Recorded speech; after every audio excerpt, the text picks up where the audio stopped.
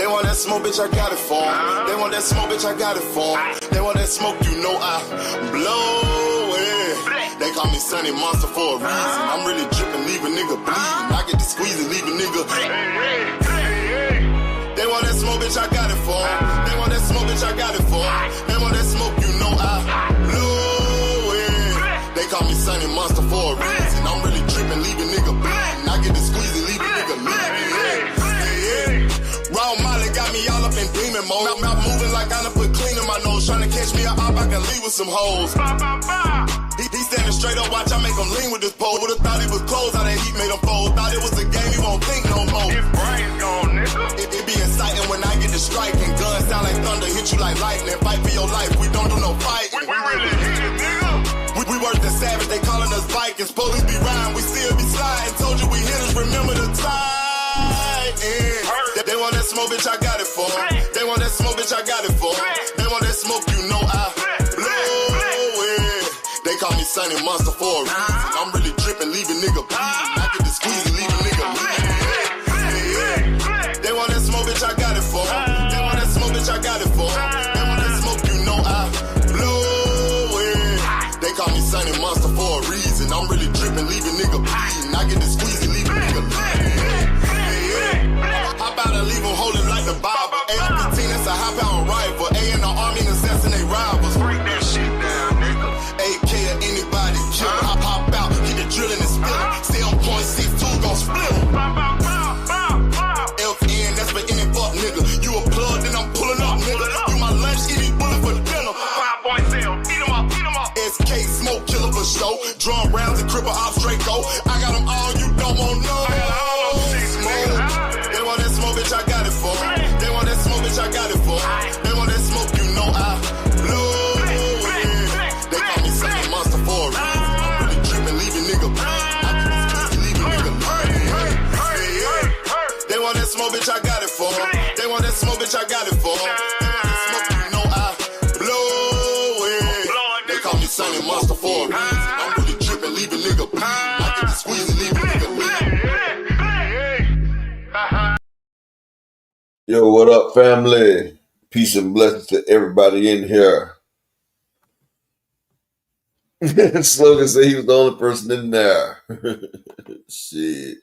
I watched it on Go Movies. It was alright. It wasn't like the hurricane story and shit, but you know, it is what it is. All things, peace and blessings, big AMCFSG, my nigga Bank Hayes in the building. Salute King, the beautiful Raina. Salute Queen, how you doing today? Who else we got? Shalom to my brother Rod Walker. Peace and blessings to you. Slogan 1, peace and blessings, family. My nigga Marquis, big AMC FSG in the building. We got the AMC FSG crew in the building. Slogan Marquis, Rod Walker in the building. Banks Hayes in the building. Miss Raina in the building. Zamad the Great, salute.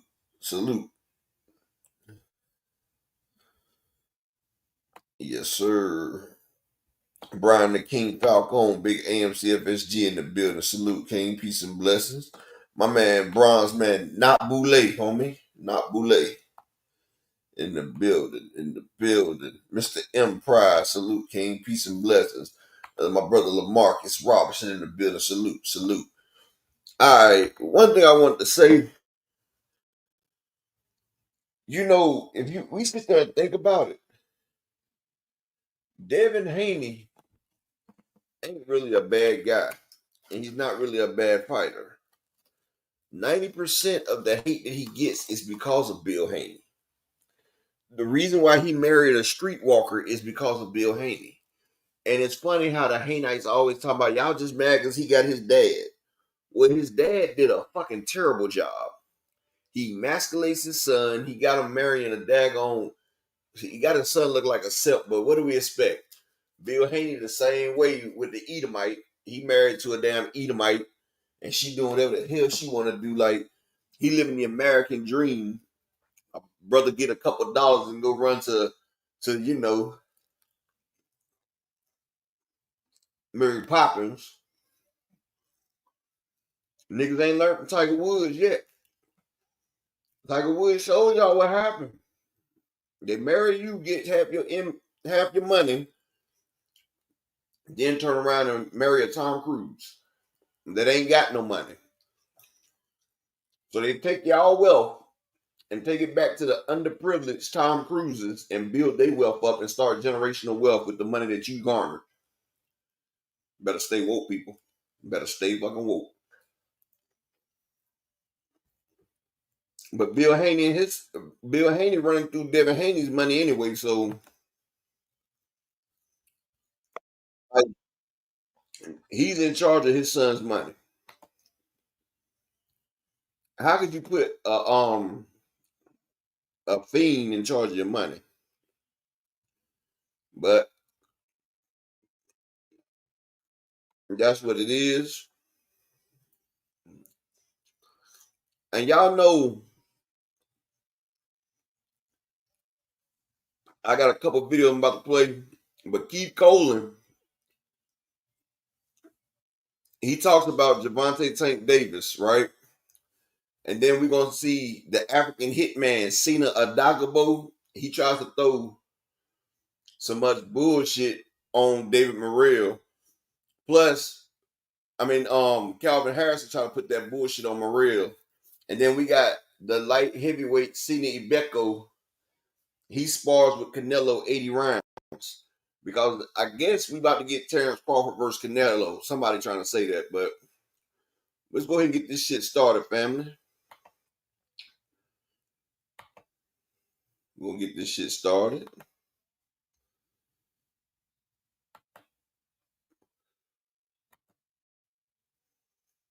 Big news at Bet365.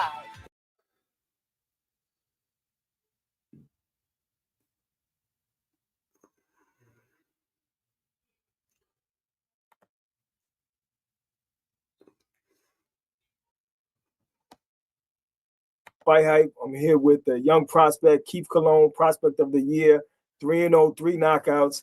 You had a great performance about a month ago in Atlantic City. How do you rate that performance? You got a body shot. You got him out of there. Salute, I rated like a B. I like the performance. It's some things that I could have done better, and I also had other performances that ended in a more dramatic fashion. So, I just rate that a B compared to the other ones, and how the fight played out.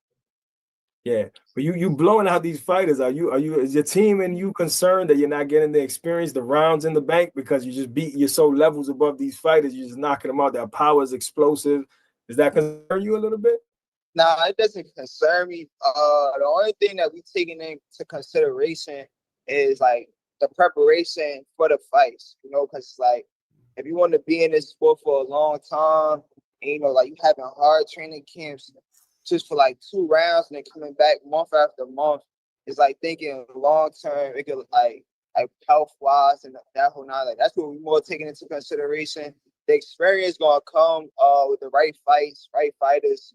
I believe once I step up, get tougher opponents. But you got some fighters like Jerron Ennis, his first 20 fights was knockouts. So, it all comes with it. Yeah, definitely. And so what's next for the new year? We're going into the 2025. We're going to be close to New Year's right now. What's the plan for the team? See, I'm still in the gym.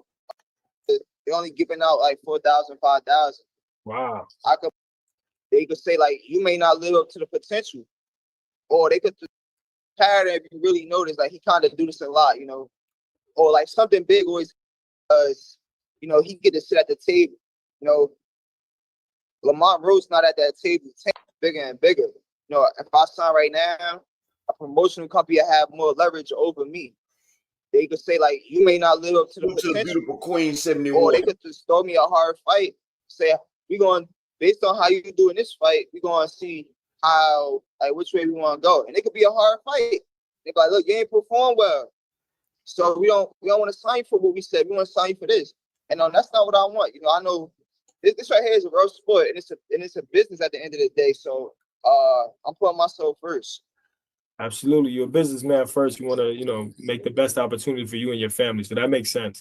But Going into the 2025, we have some exciting fights coming on. Just switching gears real quickly. Tank and Lamont Roach, that fight's supposed to happen. We were at the press conference, but now they're saying that it's canceled. Is that fight going to happen? What do you think? What are your thoughts on that? I feel like in that case, I remember Devin Haney saying this, like he wanted to be a promoter because, he get to sit at the table. Lamont Roach not at that table. Tank is at that table. So he could say a lot of things and kind of throw Lamont Roach off his game. Whole time, he know that the fight's still going to happen. He might just throw it out to the world because, a lot of boxing pages, they going to take it and they going to throw it out there. And now he probably not going to really train as hard as he would have. Like, all right, I'm going to slow it down just in case if it is canceled or pushed back. So I feel like it's a chess game that Tank doing. And it's kind of a pattern if you really notice. Like, he kind of do this a lot, or like something big always happen. Like, I think one of his fights, he ended up getting locked up. I know that wasn't planned, but, that's like a role. I know Ryan, I think that was for the Ryan Garcia fight. I know Ryan probably thought, like, damn, this fight about to be canceled, but it still went through. So I feel like with him, it's probably like a little chess game, mental battle. He playing those mind games with Lamont Roach. That would make sense. But he said at the press conference that he wanted to retire. What do you think about his? Now, what I want to say about that, when Vontae was talking about the fight was canceled, he's talking about the Lomachenko fight. They done stopped all types of negotiations with Lomachenko and his people. Lomachenko ain't trying to fight Tank. Nigga talking about his back and everything. So when Tank said the fight was canceled, he was talking about the Lomachenko fight. That's what he was talking about. And there's one more part I want to get to on here. Fame worthy, especially with how, like, with Schofield, he's a tough competitor. He's a rugged guy. Nobody likes to get hit in the face, even though they just see him knocking people out. But when you go back and you study it's a real art. Wait for the right moment. He might have saw something here, but he don't just execute off of instincts or impulse. He wait. Then you got Shakur. He's real calculated, sharp defense, sharp offense. Don't make too many mistakes. So it's like it's gonna be a real chess match. But in that fight, I really favor Shakur. I feel like the length, people underestimate Shakur power. And I'm not saying like he got old crazy power, but nobody likes to get hit in the face. Even though, Tank, I know Tank don't like to get hit in the face. Absolutely. Nobody want to get hit in the face. So I feel like he got enough power, enough sharpness, enough IQ to keep him off him and for Tank to also respect him. And I feel like Shakur will edge him out in that fight. Definitely. Now, Shakur has a big fight coming up with Floyd Schofield. He's coming off a hand injury. Is that going to affect Shakur's performance? You think that the hand injury is just getting it, going into a big fight, with Schofield? He's a tough competitor. He's a rugged guy. He's relentless. He's on you. He's fast. He hits hard. Is that going to affect him, the injury, you think?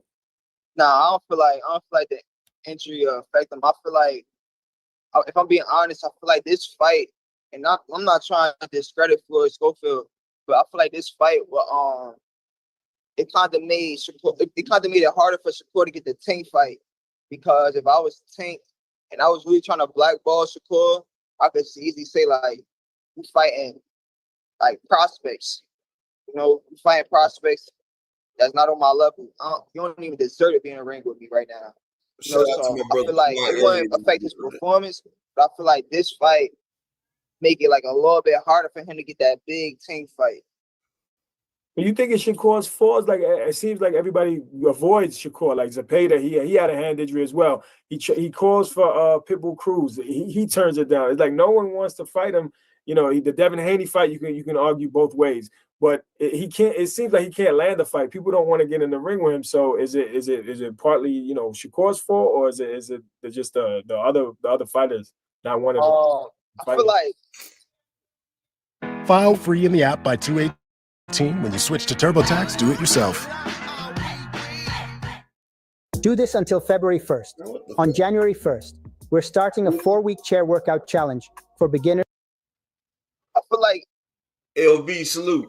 These fighters right now, they don't want to lose. So they really just trying to stay away from them. They trying to blackball them. That's what they I feel like that's what they really trying to do. They trying to blackball them.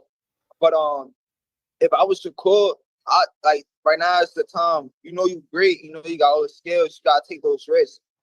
Maybe call somebody that's a heavy punch up at 140 and call them out and kind of just like force these fighters' hands. Like, look, I'm going up to 140. I'm doing all this crazy stuff. I ain't scared to fight nobody. I'm showing y'all I'm the real deal now. Just kind of you got to work around it. You got to just it's like how you make adjustments in the ring. You got to make adjustments business wise outside the ring just to land those fights. So I feel like he probably got to do that. Probably go at the 140 fight like a Barrios or something crazy like that and just wash him out. I even stop him like, look, I'm stopping 140 guys, So that's what I feel like he gotta do. Instead of fighting prospects. And I got it on my other account. On my other account, I got premium on it. I ain't got it on this one. This account demonetized, so I ain't even got it on this one. But this guy right here, Keith Colin, he's a good young up and coming fighter. He fucks with Shakur a lot. He said Shakur needs to go ahead and make a statement, but this Schofield fight, everybody's saying that this Schofield fight is Shakur fighting a prospect. So it don't really look good for Shakur on fighting that. Shout out to my man T. Orlando in the building. Shout out to Desmond Johnson in the building. Salute to y'all, King. Let me switch this up real quick. Let me I gotta redo this damn computer. I hate doing this shit. But yeah. Y'all give me 1 second. Let me switch devices.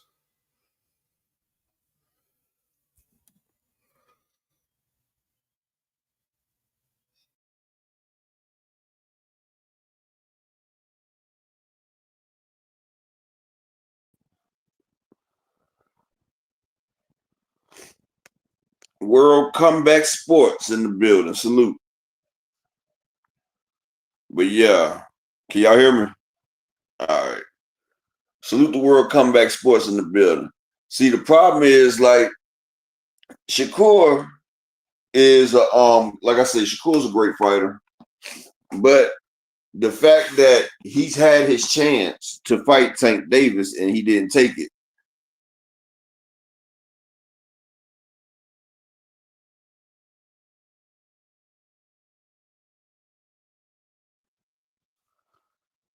So that right there, that really hurts Shakur's brand right there. But right now, Keyshawn Davis, he's in the league for the Tank Davis fight, right? But like I said, I respected Keyshawn. But then now they starting to talk this Lomachenko bullshit. And when Tank said the fight is over with, it's canceled, he's talking about the negotiation with the Lomachenko. If y'all paid attention, Top Rank and Lomachenko and his people, they done took away all negotiations. Like they done backed away from the table. So now the Tank and Lomachenko fight is off the table. Lomachenko pulled his people, Tank done pulled his people, they're not negotiating. That's why Tank said the fight is canceled. He wasn't talking about Lamont Roach. And T. Orlando, I don't believe Skinny Jeans is great. For real. Like, my shit needs room to breathe. I'm sorry. I'm not trying to see if I can be the first man to catch a yeast infection down there. I'm sorry, brother. Plus, jeans are not spandex. You get to try to run real fast in the motherfucking jeans. That motherfucker constrict your movement and everything. You've been tripped up, fail every damn thing. You feel me? So, yeah, I don't think skinny jeans are great. No knock against anybody that wear them. I mean, I just always thought that, women wore tight shit. You feel me? Like, I got a wallet and I have a phone and I don't carry a pocketbook. Big box salute, King. See, I don't carry a pocketbook. So with me not carrying a pocketbook, I can't wear skinny jeans because I have a lot of shit to put in my pockets. You feel me? Strong Armstrong salute. You can call it a man purse if you want. Indiana Jones had one. They called it a satchel. I still call it a motherfucking pocketbook, T. Orlando. You can call it what the fuck you want to. You call it a merce, a man purse. It's a fucking pocketbook. And it's a damn shame when you got females coming in and talking about, damn, who Gucci purse is this? You feel what I'm saying? Like, who got this badass Gucci purse? Salute the Don't Mess with Texas in the building.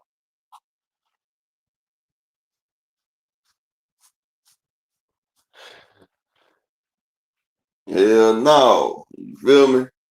I seen this one clip. They came in, and I think it was Remy Ma right there. And she had like a little Versace purse. No, she had some, it might have been Louis Vuitton. And she came in there, it was a purse. She was like, God damn, it was a Birkin bag in there. You know what I'm saying? It was a Birkin. Joyce will bring me a salute. Motherfucker had a Birkin. She was like, man, I need to take this. I think it was a little Uzi Vert and all them was in there. Had little pocketbooks and shit. And it's crazy, right? Because Tank's a fucking trendsetter. I fucks with Tank. He can fight. But Tank gets his nails polished. Then you see everybody else getting their fingernails polished. Tank wearing these long, dangly ass earrings. And I'm going to say it like this. You can say what the fuck you want to say. Men should not wear dangly fucking earrings, dog. I don't give a fuck what you say. A man should not wear no dangly ass earrings. Like, it's just not masculine, dog. Like, you sitting there with some hoop bangs and shit dangling. You got dangling diamonds and damn motherfucking pearls and shit hanging. I'm sorry, bro. That's not what men wear. And a pocketbook? Fuck no. Men, we carry briefcases. If I got shit that I gotta carry, it's a briefcase, damn it. I carry a briefcase. My pistol in my briefcase. If I don't have a briefcase, I got a gym bag. MK9 salute, King. Either I got a briefcase or a gym bag. I'm not carrying no kind of leather pocketbook. And my gym bag has change of clothes, some shoes, a pistol, whatever I'm supposed to have in my gym bag. It's shit to get active with. You ain't gonna catch no nail polish, no rouge, no blushing shit, no. Nah. Yeah, one time my wife put damn clear coat on my damn fingers when I was asleep. Me and her had a problem. I said, don't you ever put that shit on my damn fingers? She said, well, but baby, it's just clear coat. Well, I don't give a damn. Let my shits break. She's talking about it's to make your nails stronger. Let my shits break. Clear coat the fuck. I don't give a fuck about that shit. No. We not clear coating shit over here, dog.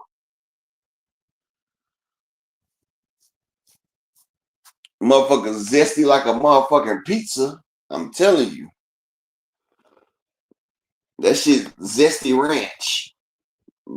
Matter of fact, it's buttermilk ranch.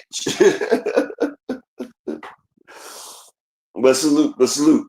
But yeah, everybody, see, Tank is being kind of cryptic.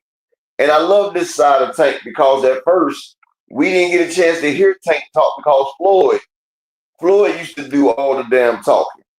And when Floyd do all the talking, we didn't get a chance to hear Tank. We didn't get a chance to hear what type of person Tank was.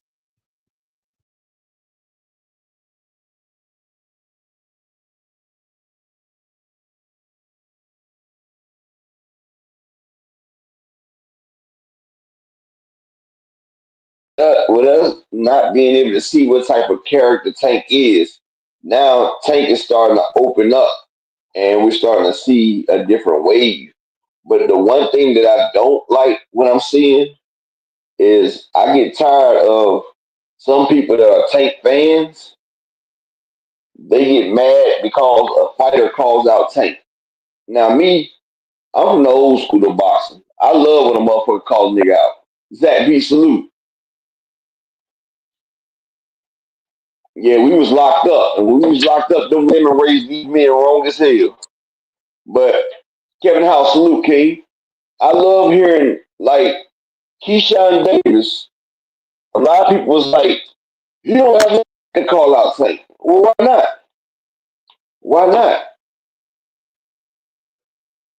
Because I feel like this. If a nigga feel like he can beat this nigga, then give him a shot. The man sat there, he fought Lemos, which, you know, I still have reservations about that fight, but he's about to fight Baranchek for a belt. So that means he's a champion. So when Tank gets in the ring with that nigga and knocks him the fuck out and he unifies the belts, I don't want to hear shit because I don't want to hear that shit like he was too young, he didn't have enough fights, because that's that same bullshit they said about Canelo. Canelo Alvarez had the same amount of wins as Floyd. They both had 40-some fucking wins, right? He gets in the ring with Floyd. Floyd puts a masterclass on this nigga. Then everybody said, oh, Canelo was too young. He wasn't too young when he fought Austin Trout. He wasn't too young when he beat 41 other people and unified his belt. So that wasn't no fucking too young. See, don't move the goalposts. Now, they moved the goalposts when it came to Frank Martin. They sat there and said, oh, I'm scared to fight a slick black fighter. Oh, Frank Martin gonna do this. Frank Martin gonna do that. Now, I sat back, and you know, Derrick James is my guy. So, you know, I was happy for the fight. Either way, I felt like we won as boxing fans. We get to see Tank against a slick black fighter that has a good coach. We're going to see what Tank does when he's fighting somebody other than a flat foot forward coming Mexican. And we see a lot of people wanted to trash Frank Martin after the fight was over. But I thought the fight was a beautiful fight for the first 6 rounds. And then we see what happened is what usually happens when you go against a superior fighter. You know, the boxing IQ came up, which we told people, Frank, he started the game late. He's going off of raw athleticism, and he's above the learning curve. But see, even though he's above the learning curve, you got to realize people that did amateur boxing, they are so much well ahead of regular fighters. Because with the amateur boxers, you fight against every type of style. And you don't really get time to prepare for the style you're going against. So you have to be adaptable. That's why them European fighters are so good at what they do. Because the European fighters, they're fighting every different style of fighter, and they only get a couple days notice. And see, they have to adapt. And people don't realize Tank has a very extensive amateur background, just like Lomachenko, just like Karen Kukadashi. People can shit on Karen, but Karen really helped Bruce Ennis. Because Karen Kukadashi got in the ring with the boogeyman, and he made Bruce look average. But I'll tell you this, 8 out of 10 fighters getting that ring with Boots are gonna get knocked the fuck out. They're gonna think what Karen did is something that they can reproduce or recreate, and people don't understand the type of athlete that Karen Kukadajian really was. Go back to the first fight against Jerome Bruce Ennis.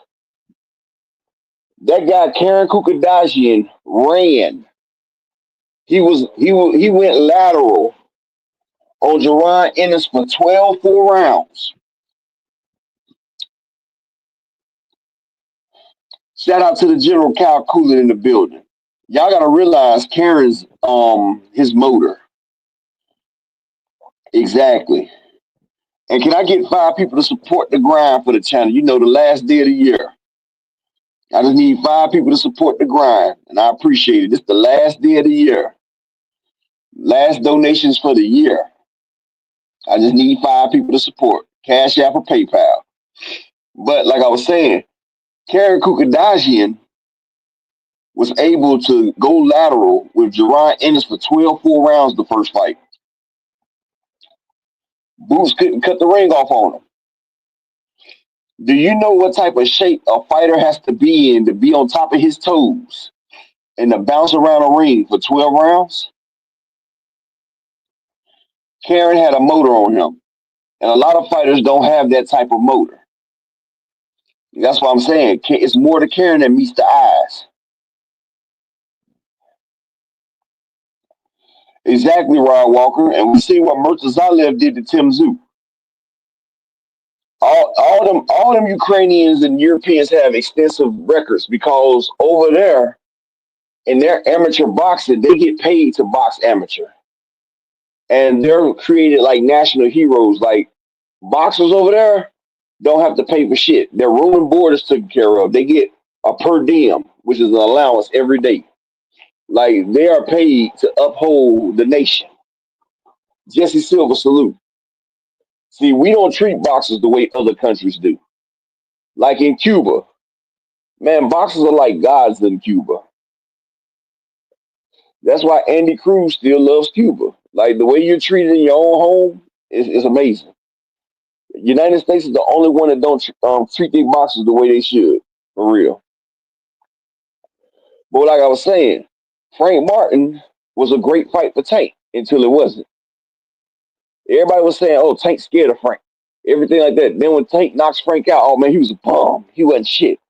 See, there you go moving the goalpost.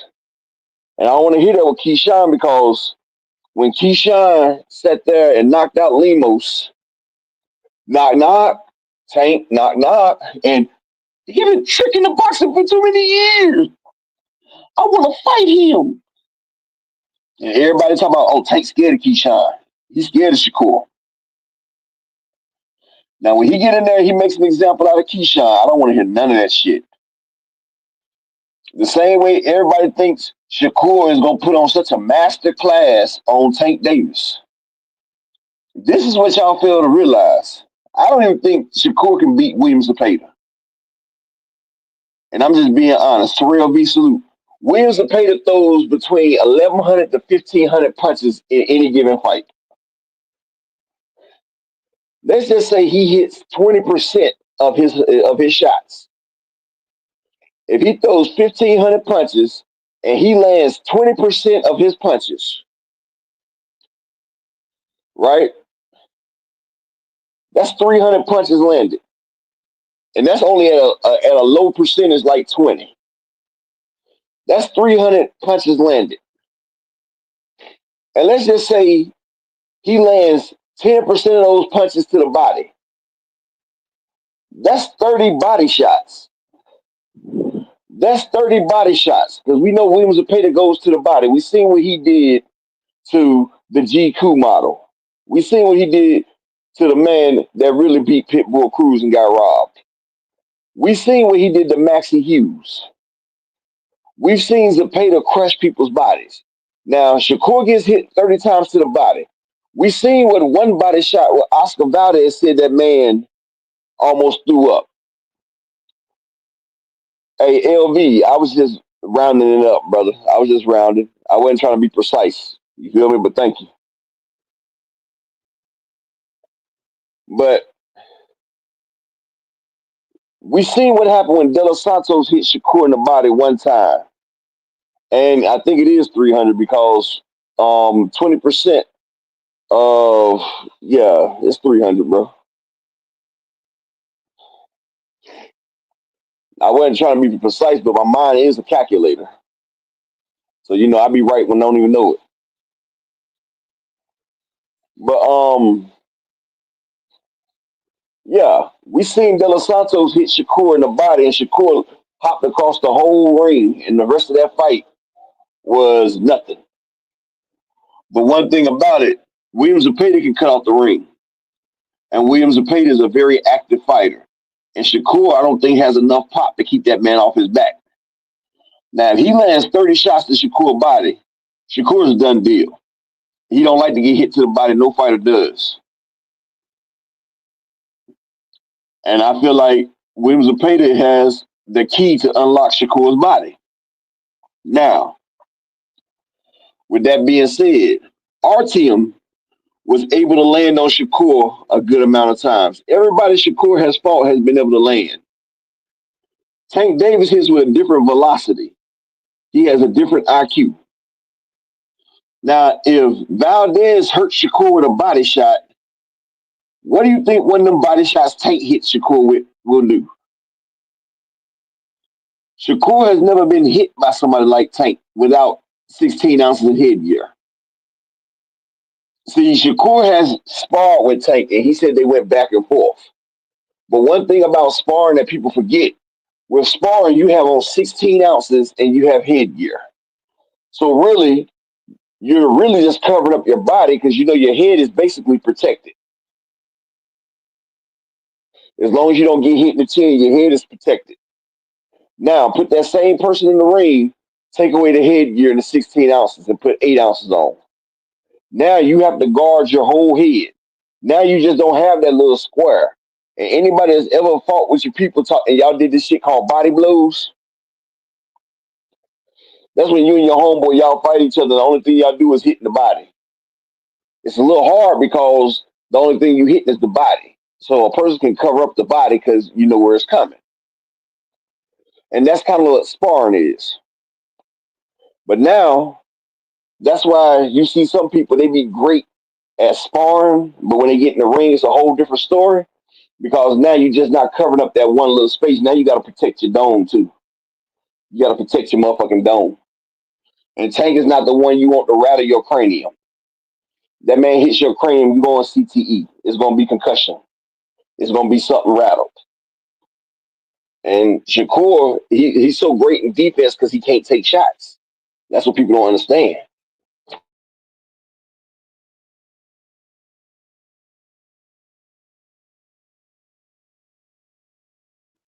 That's why Shakur is such a great defensive fighter. Is because nobody really likes to get hit unless they one of them zoned out people that get power from getting hit. But Shakur doesn't like to get hit. And Tank, matter of fact, Frank Martin is an athlete. Frank Martin is more athletic than Shakur. He's faster than Shakur. Tank was able to track that man down. He was able to track that man down and corner him. Now, Shakur turned all the way around and ran when he fought De Los Santos.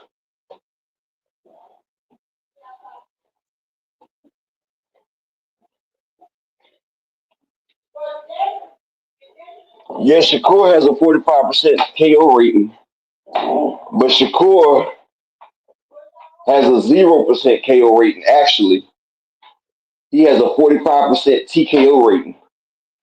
Shakur hasn't stopped nobody. All Shakur's fights that he's won by knockout has been stopped by the referee. Shakur has never stopped an individual. He's never sent somebody to the promised land. Exactly. Yeah, he gets stoppages, Banks. He gets a TKO. But have anybody ever seen Shakur flatline somebody? Hell, we even seen Devin flatline Moran. But never. Exactly, Banks. Great minds think alike. Shakur ain't stopping nobody.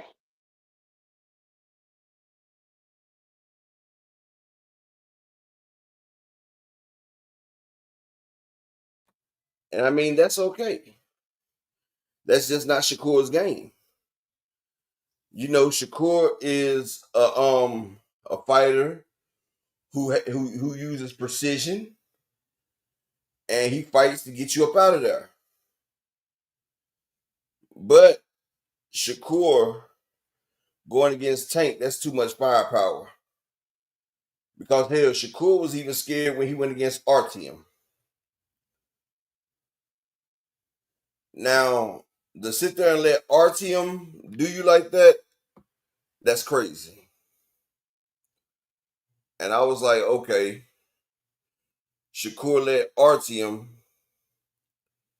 control the game. Like Artyom motherfucking damn, he sat there, pressed the game. He pressed the game on Shakur.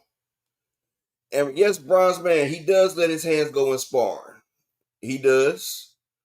But like I said before, sparring and actual fighting is completely different.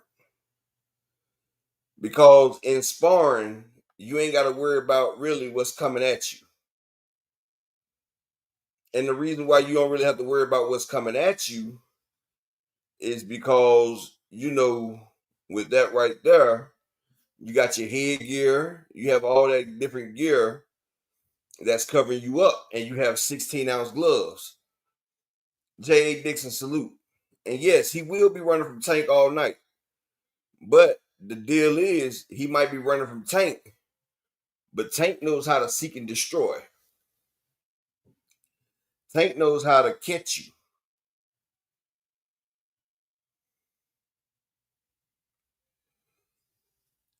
And a lot of times people be thinking Tank be taking clean shots. He really don't. Like, Tank puts his glove up at the last minute. Like, one thing about Tank, Tank knows how to catch and shoot. And a lot of people be thinking, oh man, Tank be getting hit like this. He really doesn't. Tank really doesn't get hit like that. Kind of like how people used to think Earl Spence used to get hit all the time. They parry. They parry a lot of shots. That's why Tank's always in that high guard. That high guard is hell to get past. And Tank is like a master of that high guard. And one thing about Tank, if you hit Tank, he's gonna bruise because he's light skinned. Exactly. And you don't hardly see too many marks on Tank. Except for, you know, Frank called him good. But like I said, Frank Martin is more athletic than Shakur. And the fact that Tank was able to seek and destroy, we seen what happened. We seen that man seek and destroy and put that man out of his misery. And that's why I feel like what happened to Shakur, honestly, and I'm gonna be honest, I think Shakur is gonna move up. I really think Shakur is gonna move up to 140. That's why he went to Eddie Hearns. That's why they specifically said he doesn't want to fight Tank Davis. Like, it was there. It was all right there in the contract. And Eddie fucked around and told on the man. Eddie sat there and told on that man. Yes, that high guard is very dangerous because, you know, Tank, he does a lot of traps. And a lot of people think that that body work is open and they'll try to piece Tank down to the body. And when they try to piece Tank down to the body, it'll be a trap set for them. And then Tank been done tagged their ass because they went for the body. And yeah, it does be a lot of traps and everything. That's one thing I can say. Tank can set the traps. And one of them traps is the high guard. And Tank is a master at that high guard. It's like playing chicken. He's daring you to be great. Like, nigga, I'm daring you to take this shot.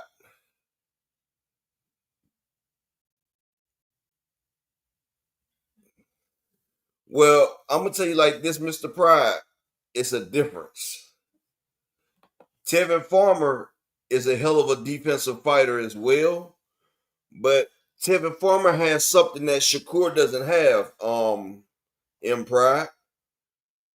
Tevin Farmer, his first 30-something, his first sets of fights, he had a 6% knockout rating.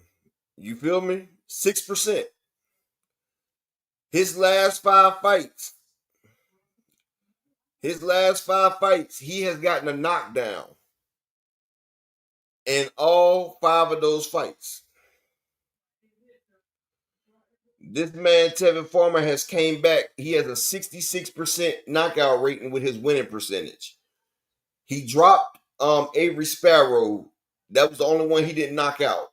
But the other 2, he knocked out one in like the 5th, and then he knocked out one in the 1st round through he knocked the nigga out through his guard. He punched the man through the high guard and knocked him out. And people sitting there saying, well, how you do that? Tevin Farmer has came back with a whole new set of power. And he don't want to say it, but this nigga has came back with power. The man dropped Miratala, he dropped motherfucking down Zapata, he dropped Avery Sparrow, and he knocked the other 2 people out. Tell me you're not juicing when saying you're not juicing, bro. Shout out to the beautiful Marshawn West in the building. Like, the man's that came back with power. If it look like a duck, it act like a duck, it's a fucking duck. Like, the man has came back. He has power that cannot be explained. So, that's what that is. That man's power is unexplainable.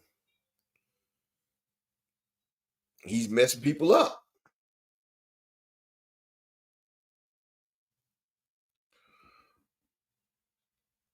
That man is messing people up.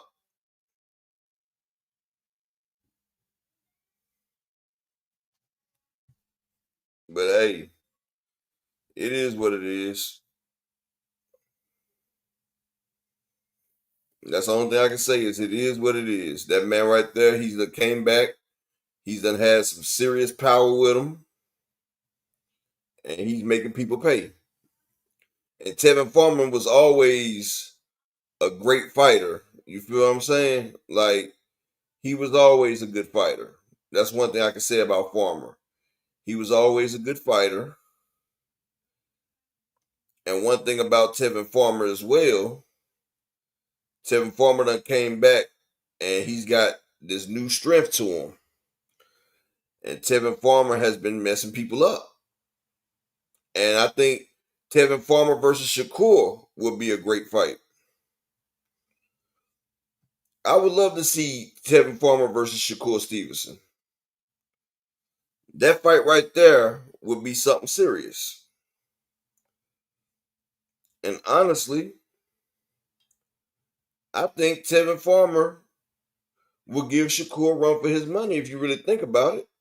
Like, Tevin Farmer ain't no slouch. And I think Tevin Farmer can give Shakur a run for his damn money. And I think Shakur, that would be a great fight for Shakur. Actually,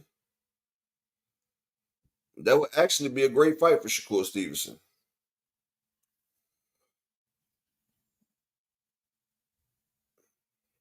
But will Shakur fight him? That's the question. Will Shakur fight that man? Who knows?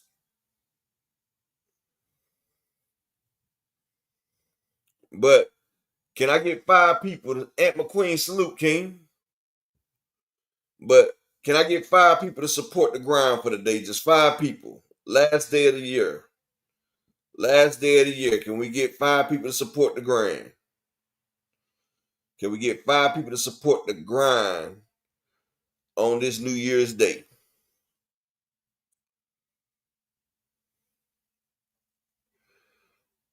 Just 5 people to support the grind, and we're going to keep it rolling for the day. But yeah, it's great fights though. Like, that's one thing I can say. It'll be some great fights out there. Like, Shakur would be a great fight. And honestly, Shakur and Tank, I want to see Tank versus Keyshawn. Like, I done got to the part now where I want to see Tank versus Keyshawn. Like, Keyshawn has got me to the point where I want to see, is he really about what he say? Like, is he really about what he said? Because if he is, show me. Show me, young buck. Show me you about that work. Show me you about that action. And I respect him. I will respect the hell out that man. But if you don't show me, then you just were sitting there talking. Especially with that knock. You sit there, hit me with the knock. Then you talking about you want to fight the man and everything. Now y'all sitting there having negotiations about fighting. And now y'all trying to get Lomachenko back in here. And now you talking about fighting Lomachenko. Like, hold up. Lomachenko wasn't even in the plan. Unless you plan on fighting Lomachenko after you fight Baranchek and getting Lomachenko's belt. And then that'll mean that you have 2 belts versus Tank. And maybe that'll give you more leverage or something like that, if that's what you're thinking. But I don't know what you're trying to do. But if that's not the deal, if that's not the case in what you're trying to do, then I feel like you're full of shit. And then if I feel like you're full of shit, I feel like you was just using Tank like everybody else do for clout. So you was clout chasing. Basically, you was clout chasing. Is that what you're telling me? You telling me you was clout chasing, or is it, like, what is it? Because you said exactly, Tio Leno, because you said, I want Tank. That's who I want. And then your people have went into negotiation with Tank's people. Like, they went into a negotiation. Tank and them even said it. Y'all went into negotiation. Now, if you come out and y'all don't do that, then who do we blame? Like, then I'm sitting here feeling some type of way. Like, hold up. I thought y'all was, I thought you want to fight him and all this shit right here. Like, don't tell me some shit like this and then you don't come through. If you don't follow through, then I'm going to feel some type of way. Because I was looking at somebody else. I was looking at Tank versus somebody else. But you came out and said, this is the fight that you wanted. You got me all excited now. Like, okay, we about to get some action. Now, it ain't no more action? Like, what the fuck happened to the action? Like, hold up, dog. Like, you know what I'm saying? Like, who pulled the plug on the action? That's what I want to know. I want to know who stopped the action. Like, shit, you can't be doing that. You can't be sitting there telling me we about to have some motherfucking action, and then we don't get no action.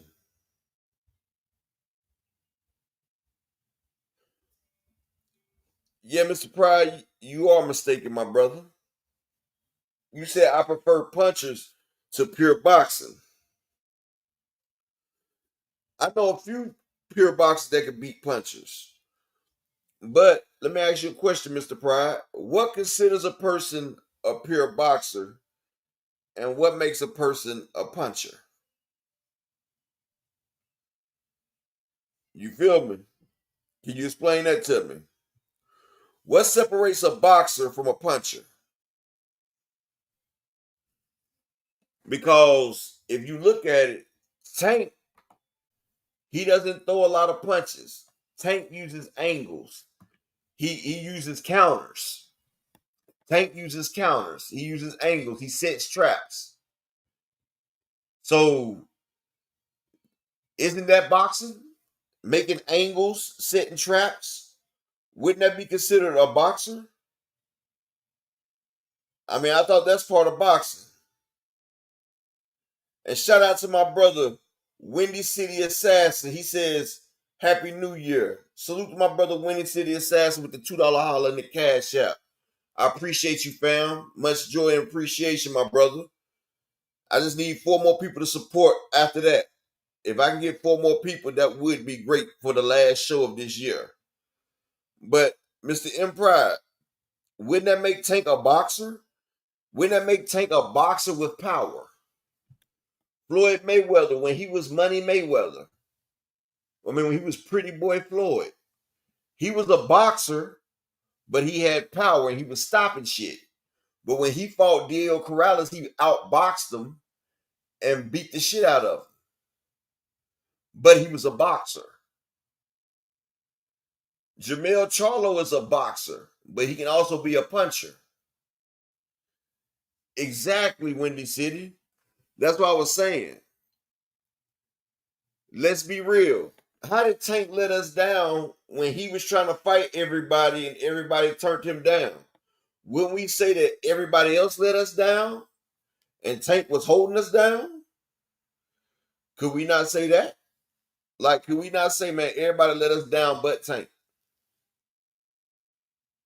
That's what I would think. I would think, man, these other Lomachenko let us down. Shakur Stevenson let us down. Edwin De Los Santos let us down. Teofimo let us down. El Rayo let us down. Because those was all the people who Tank tried to fight before Lamont Roach. So can we say they let us down? I think 2024 is the year where Tank called out everybody's bullshit and we finally all got to see it.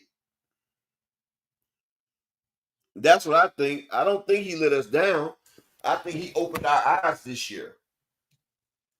I think he put the hypocrisy on display and everybody's seeing that these niggas just be out here talking.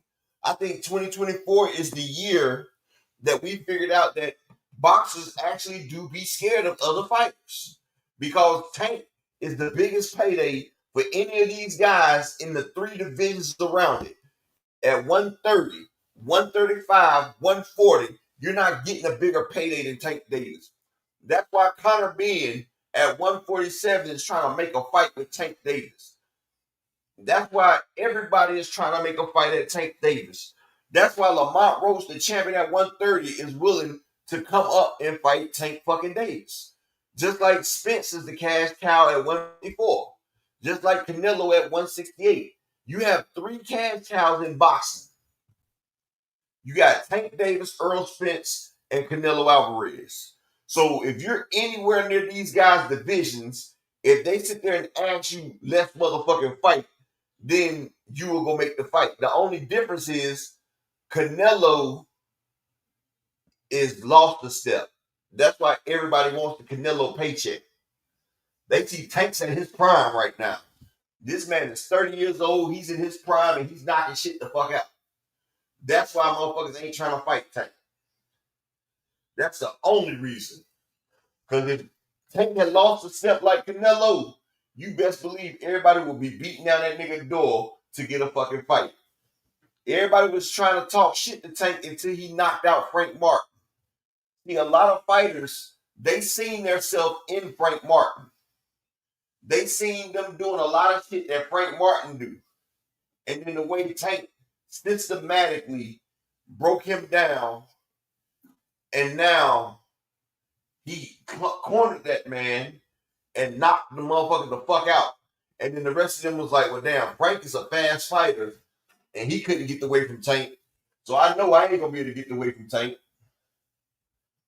See, Orlando, Canelo lost a few steps. Canelo ain't the same.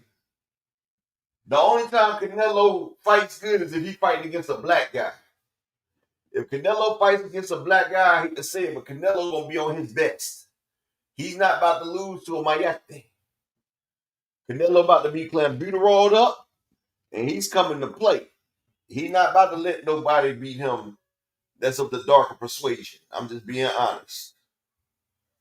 Not Canelo Alvarez. It ain't going to happen. But one thing I can say, Canelo ain't playing. You say boxer punches over pure boxers. Well, Arizona Law used to be a pure boxer. Now he's a boxer puncher. Andy Cruz used to be a pure boxer. Now he's becoming a boxer puncher. See, the difference between a pure boxer and a boxer puncher is they start to sit down on their shots. Devin Haney is trying to be a boxer puncher, but he's a better fighter as a pure boxer when he sits back and uses his jab. And I know a few pure boxers that have beat the shit out of people, like Africa. Africa is a pure boxer. Richardson Hitchison is a pure boxer that will box most people's ass up.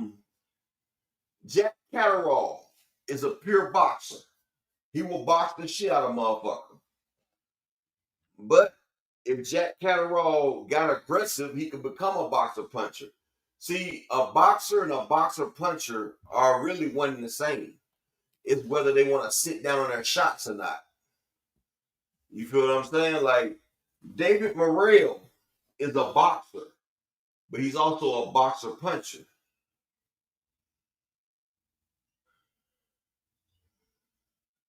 Exactly. When you see the word boxer still comes first. I'm about to drop the link. Anybody want to hop up here, they can.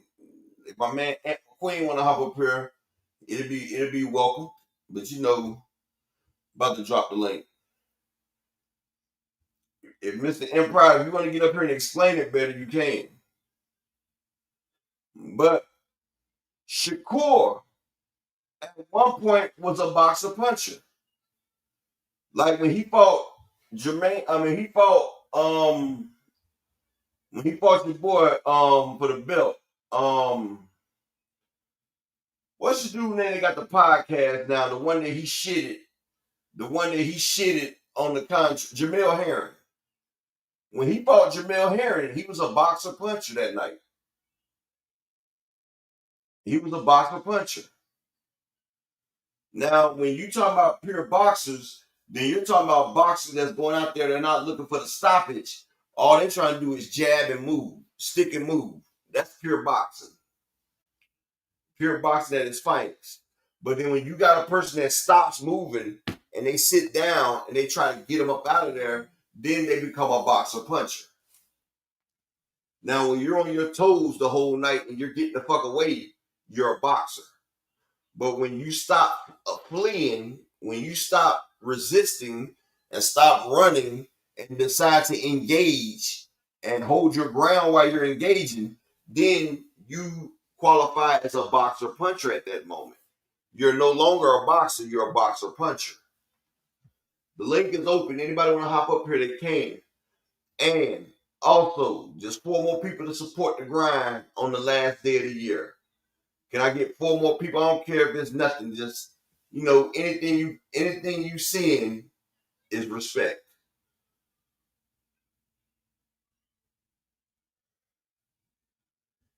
Exactly, Aunt McQueen. Like, I feel like David Benavidez could probably hit a whole lot harder if he sat down on his shots more instead of being square, because David Benavidez is squared up every time he throws punches. He's squared up. But you know, that's just my take of it. I see him squared up as he delivers his shots. And I just feel like if he was more perpendicular, he can get more leverage on them shots, and them shots can be more effective. But, you know, he fights the way he fights.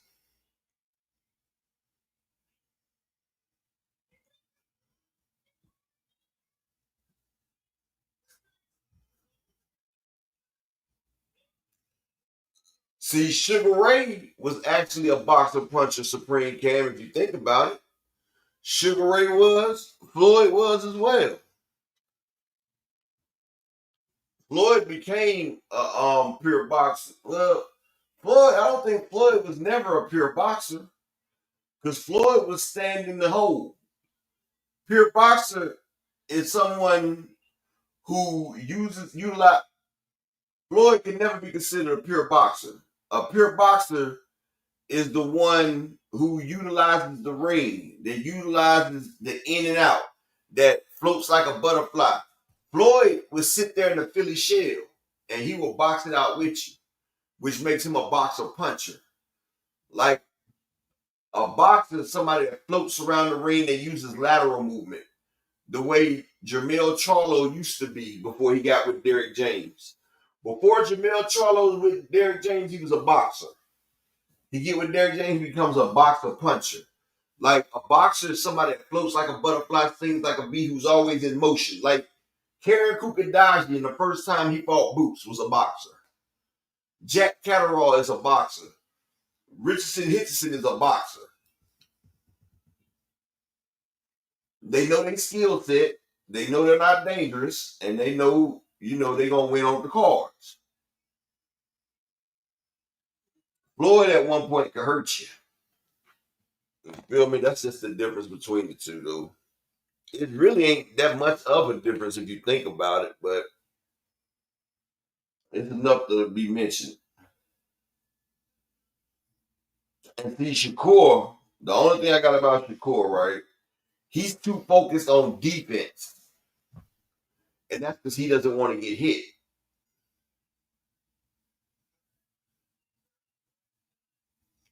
The link is there. Anybody want to hop up here for the last show of the year? The link is here in the chat. Get up here. Devin could be a boxer supreme cam, but he's also a boxer puncher. And shout out to the beautiful queen in the building, Miss Marshawn West, in the Cash App with the $10 holler. Thank you so much, Queen. You always welcome, and you always blessed on this channel. And I appreciate you, and I hope your year starts off great this year. I hope all of y'all year starts off great. But yeah, I just need 3 more people to support the grind, if y'all don't mind. But Shakur, that's what I'm saying, T. Leonard. Shakur don't like to get hit. And he says it. Honestly, I would like to see Shakur versus Africa. Like, that is a chess match. It won't be exciting, but that would be a sublime display of boxing skills right there. Like, that'd be 2 great boxers boxing it out. I would love to see that. Shakur versus Africa. Not for the action, but just like when you want to go watch a game of chess. That's what that shit would be like. Shakur versus Africa. But February the 1st, I can't fucking wait. We got David Morrell versus David motherfucking Benavidez. And that's the fight that I want to fucking see. I don't care what nobody say. Like, it don't get better than that. But with that being said, I got somebody that has something to say about that fight. Hold on, I'm about to play it now.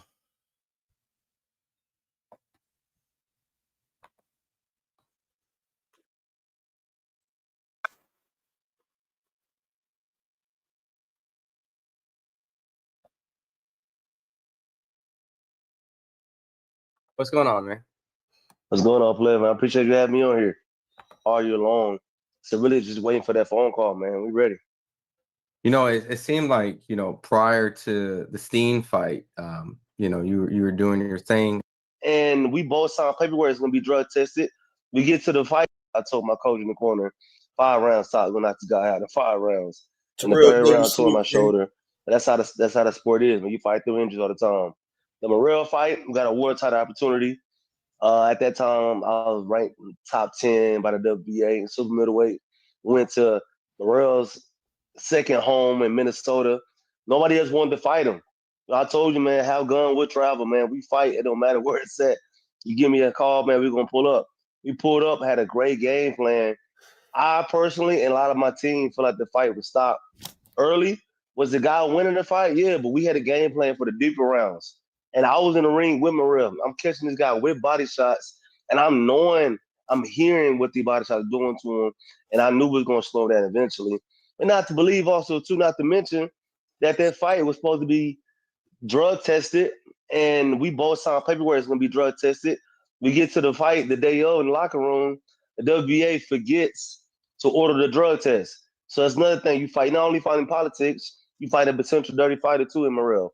We'll talk about that a different time. But after their fight, I got no. I honestly, You can't, because you know it's crazy. I just talked to Senna Becco, and he has literally. I mean, I guess I guess I do have to, because now it's like consistent. I literally just talked to David Benavides, and he told me that the Morrell fight, they wanted to do drug testing, and essentially, I think they wanted to do like 14 weeks out, and they kept.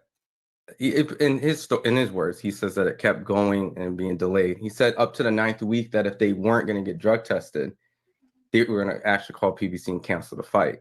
And I just talked to Senna. I mean, he pretty much said that in his eyes, that he went to Minnesota and he had a bait and switch situation where he pretty much is claiming that in Minnesota, he was waiting to get drug tested, and they came back and said that they opted out. Minnesota doesn't require drug testing. And pretty much is almost mirroring. So this is in Minnesota as well? Dude, I'm gonna tell you here. So in Minnesota, we fought at the Armory in Minnesota. And at the weigh-ins, the day before the fight, it was on whatever day it was. I think it was in June. On the Friday, right before we weighed in, they gave me all my paperwork, my contract, the fighter stuff we talked about in our contract. And I had a paper I vividly remember that said we both will be drug tested tomorrow before the fight at the venue. I signed it, boom, bam, seen it. I get to the venue on Saturday. I go to the locker room. I'm the co-main event. So we get in, they show the camera, we get put it in, sit in my locker room. I go, oh man, I gotta pee. I'm gonna go in and call. I told the commissioner to call down to WBA. I'm gonna get my test out the way right now. Commissioner said, all right. They get a walkie-talkie. They're talking. They go, oh, he doesn't? I'm like, what you talking about? He said you don't have the drug test. I'm like, what? I said, no. Tell her to come up here and tell me this in my face. So the WBA commission comes up, goes, oh, we're so sorry. We forgot to order the test. So don't worry about it. I said, bull fucking shit. Now I am worried about it. I said, no, we got to get drug tested. He said, okay, well, the best we can do is order it now and be ready for you after the fight. I said, bet. All right, let's do that. After the fight, guess what? Still no drug test. Nothing. You're kidding me. Senna said this is the same exact story. Like literally verbatim. Have you guys talked or anything? just we curious. Have not talked. No, I kid you not. It's the verbatim story. He said that he was supposed to get drug tested beforehand, and it was instructed that he would be prior to the fight. After the fight, he didn't, and pretty much, wow. So this is sir. I signed paperwork saying that, and the WA, I forgot her name. If you watch the video, I can screenshot and circle the lady that came to my locker room and was like, "Oh, so sorry, we forgot to order the test." The WA is the oldest ranking sanctioned body in boxing, and they forget to order a drug test. Come on, man, stop playing. But you in a situation as a fighter where you had the entire count, you already weighed in. It's good money too, and for a world title, they don't put you in the corner where you can't say, "No, I'm out." You know what I mean? But David Benavidez, he's in a different kind of boat. He got more clout. He can kind of, shake things up a little bit. But they put you in a situation where, look, you already had the long training camp with sparring partners. You're already in Minnesota. You're going to fight, and they know that. So they just try to pressure you to do it that way, man. So, I guess I guess I'll have to ask in similar fashion then, with all that, I know that you're probably not putting the coat on David himself, because right, this is but the situation is fishy, right? Like it's obviously. Do you suspect that there's something or they're doing something? Not like saying Dave like accusing, but like do you feel like something's up? I'm telling you now, something is definitely fishy. I know Superman only exists in comic books. You know what I mean? Like these guys got a lot of money behind them, Ron. A lot of money on things out of their control. So of course they're gonna get put in the best situation possible. And so a lot of these guys are cheating during count. When I say cheating, like maybe taking something that makes them recover faster. So it doesn't necessarily make them stronger or faster, but it makes them recover quicker. So they're getting back into the gym, doing harder reps, longer reps than everybody else. Everybody else is tired, sore, or injured from training the day before. They're feeling refreshed, ready to go. So ultimately you get more reps. I'm sort of like this, man. This is very, very ratatouille that I'm not the only one with the exact same story when they fight David Morrell. You know what I mean? That's all I'm saying. I think, to be honest, I think you might be the third person, to be honest. Not the third person I spoke to, but I think there's I think Senna told me that there's I think there's a Mexican fighter that he fought. I think he's claiming that there was a lawsuit that's out there, but Mario Cazares is a guy that Morel fought out in Armory, and he put out a lawsuit essentially for you. So you're the third person in Minneapolis that's saying that there's something with drug testing. Dude, I'm telling you, man, this dude, first off, he was one bigger than me in the ring on fight night. But before the weigh-ins, and fighters know, before the weigh-ins, this mofo was drinking Gatorade before he stepped on the scale.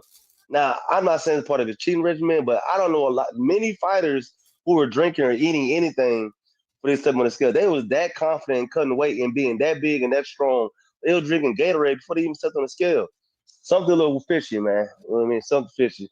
And the fighters know that. You know what I mean? It's hard for that to put out there into the air, but fighters know that you're really fasting because you couldn't wait. You know, you couldn't water, you couldn't think out of your system trying to make this weight.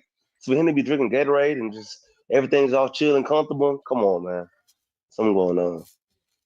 So, I mean, I think the big topic this year was, I think, the Devin, Haney, Ryan. Like, I know that a lot of people have criticized Devin in the sense I of, wanted like, to get to, right? They felt that maybe some of the technical. So because David Morrell was drinking Gatorade before he weighed in, now you trying to say that this man is cheating because he know he was under the weight. Yes, David Morrell does be small before he's doing that.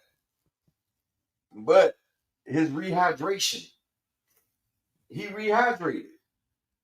And you can look at David Morrell right now versus Benavidez. You can see how small David Morrell is compared to Benavidez, yes. What they don't realize, David Morrell is a young guy. And he can recover real big. And SNAC helps them do that as well. But it's funny, now that he's going against Benavidez, everybody started to come out the woodwork talking about, look, first off, you don't have to fight the man. If the man is not, if you're supposed to get a drug test and he's not trying to drug test, then common sense says don't fight.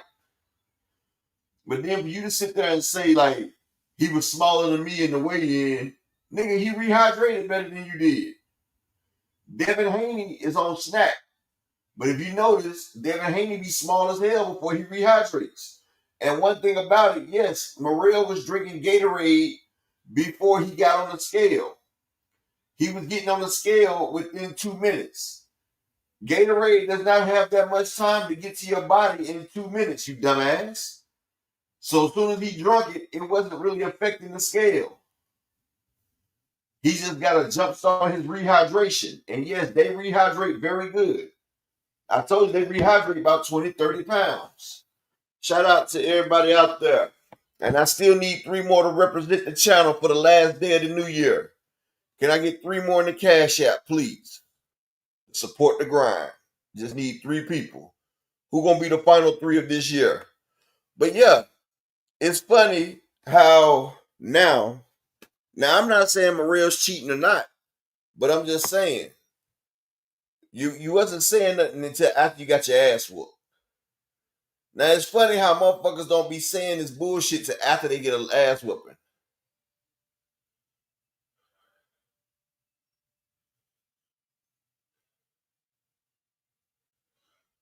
Actually, they are unifying it.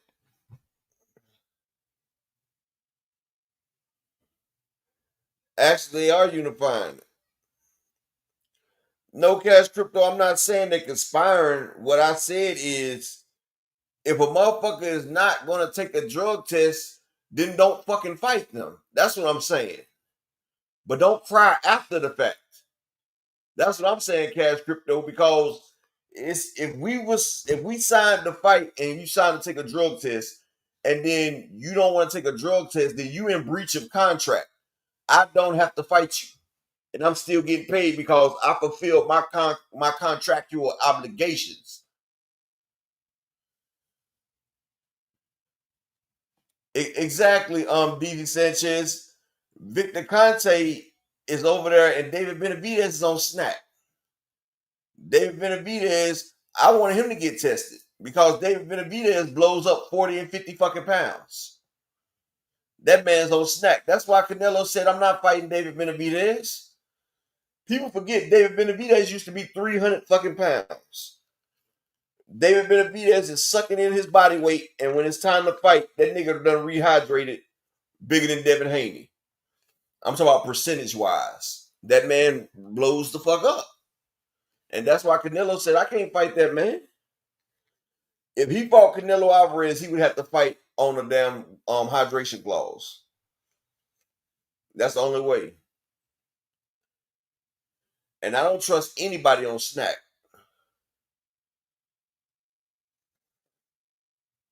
What did he have to say about it, MK9? I dropped the link.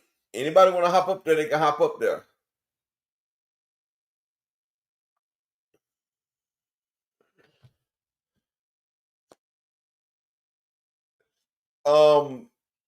Cash Crypto, I got video where David Benavidez was with SNAC.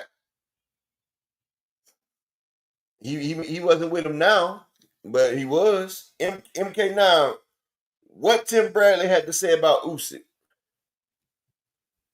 And I'm gonna tell you like this: if I'm scheduled to fight you and you not taking a drug test and we not getting drug tested, it's no fight. It's no fight. It's gonna be in the contract. I'm not about to go through an unfair advantage. No.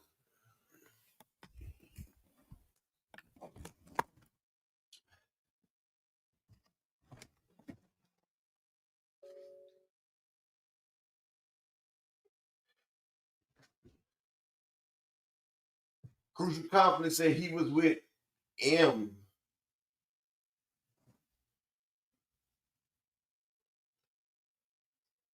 Yeah, he was with him. Benavidez had the SNAC shirts on. He was all in with SNAC.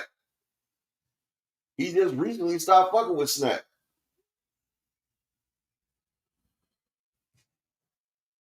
But the way Benavidez and Maria both rehydrates, that shit crazy. Oh, I know Crucial Conflict. Cash Crypto. That's funny you said that, right? You know what I was about to say, Cash Crypto? I was, and this shit, Cash Crypto got to be reading my thoughts. I was about to say, look, when the city said he's still with SNAC, I'm starting to say, look, why don't everybody just take fucking SNAC? Why don't everybody in boxing take fucking SNAC so it won't be no damn problem? Because I'm telling you, SNAC has an unfair advantage. These other shits have unfair advantages. Like, if everybody gonna do the shit anyway, why don't everybody just take SNAC? And let's just see how these SNAC fighters go against each other. Because, like, the boxing game is starting to get crazy. Yeah, I tried it too, T. Orlando. It's like three different SNAC programs. I did the silver. And it actually, it leaned me down and it gave me good muscle. The SNAC program is actually pretty damn good. Now, I'm not on the intensive one they got when they put the mask on and all that shit. Nah, I'm not on that. I don't think I'm ready for that yet. But I'm saying, look at Bam Rodriguez. That man fights at 115 and he rehydrates 7 weight classes. His last fight, he was 143. That's 115, 118, 122, 126, 130, 135, 140. Bam Rodriguez was 143. He rehydrated 7.5 divisions. Yeah, T. Orlando. That snack does help your recovery. That shit helped my recovery. It was better than creatine and my protein shakes. Like, I would recommend snack to people. But honestly, snack is not bad. Honestly. As a fighter, it's bad, but I'm gonna sit here, Brock, no bullshit. I don't like Victor Conte, but snack, and I'm just telling you now, snack was one of the best supplements I've ever been on. Really. Like my work rate went up. I think my work rate increased by 22%. That was before I got, before I got pops. Before I got hit up. Yeah, that SNAC honestly is a bad motherfucker. No, I was on a program. I was on the program Windy City, and I had the supplements. I was on the silver program. I just wasn't on a program that they got at their facility. That's Orlando. You might have had more to burn. You might have had more to jumpstart than me, because I was already working out. Shout out to my brother Oakland LDTV in the cash app with the $5 holler.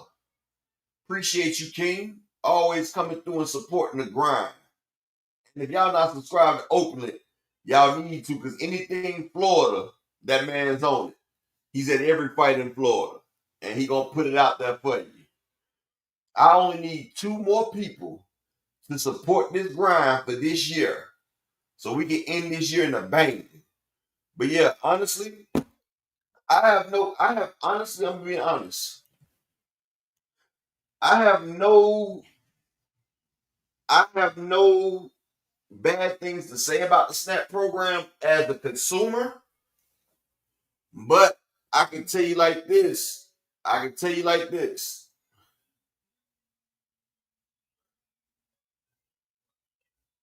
Exactly. A cash crypto, that's just like they have fentanyl that they can't test because the isotopes don't show up on the test. Until they find a test for it, then it won't be illegal. But that's what I'm saying. Like, I took SNAC.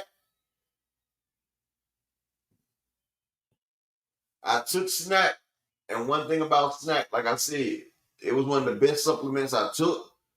But I could tell it was an enhancement because the way it gave me my energy back, it was 10 times better than creatine. Like, I would work out and my muscles wouldn't be sore the next day. And as a fighter, you can't use shit like that because that creates an unfair advantage. It does.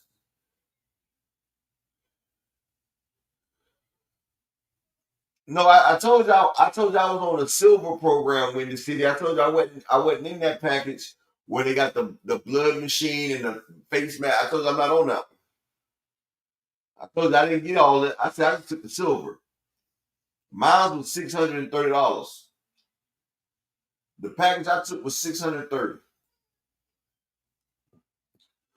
And it was good. Like, I would do it again if I was in great shape. I would do it again. Like, if I was fully healed, I would go back on it. But it does give boxers an unfair advantage. I can tell you that. Because that shit does boost a lot of shit. Oh, hell yeah, T-Lil, that shit ain't cheap. It ain't cheap. It ain't cheap at all. But it give you results. Hell, that shit even give you results in the bedroom too. I ain't gonna lie. That shit pushes your stamina up. Real nigga shit. I'm just telling y'all as men. That shit get your stamina going. You know, that shit put an extra motherfucking workout in your workout, if you know what I mean now. Your woman to thank you for it. Pause. Yeah, your woman to thank you for it. I'm just letting you know.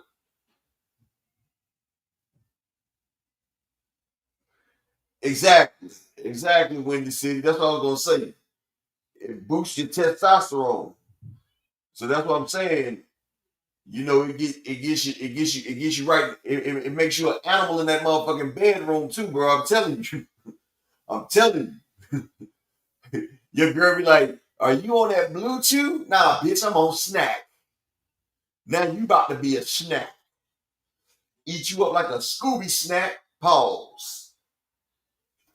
Hey, yo, Shakur. What you do, brother? Hey, yo, boo. Where the picnic baskets at, boo? I'm about to go in her picnic basket. I'm smarter than the average bear, boo. Yes, sir. Snack strong. Snack strong has 2 meanings. I'm just telling you. Yes, sir. Make you open up your girl like a picnic basket, boo boo. But one thing I can tell you, I knew if I was to ever do organized sports or anything, if I was to do organized sports, I know I would get disqualified because, like I said, SNAC feels too good, bro. I'm talking about SNAC. It makes you feel too good, bro. Like you recover too much. And they give you a list of ingredients, but they don't give you everything. Everything ain't on that label. Because I tried to recreate some of that shit, and it wasn't the same. And you know, my wife, she be on them herbs heavy. She be having us on herbs heavy. But that's SNAC a mystery mix. But it would be more fair, and boxing to be on a more fair playing field, and we wouldn't have this if, you know, it's possible for everybody to just get on SNAC. It's not like they can't see the benefits of fucking SNAC. But all that goddamn up and down weight and shit, that shit will affect you in the long run. It will affect you in the long run. Because you can't just keep playing with your body like that. Like just shifting your weight up and down, up and down, up and down. It's not healthy. It's not healthy at all. And to be honest, David Morrell does be small as hell in his face-offs.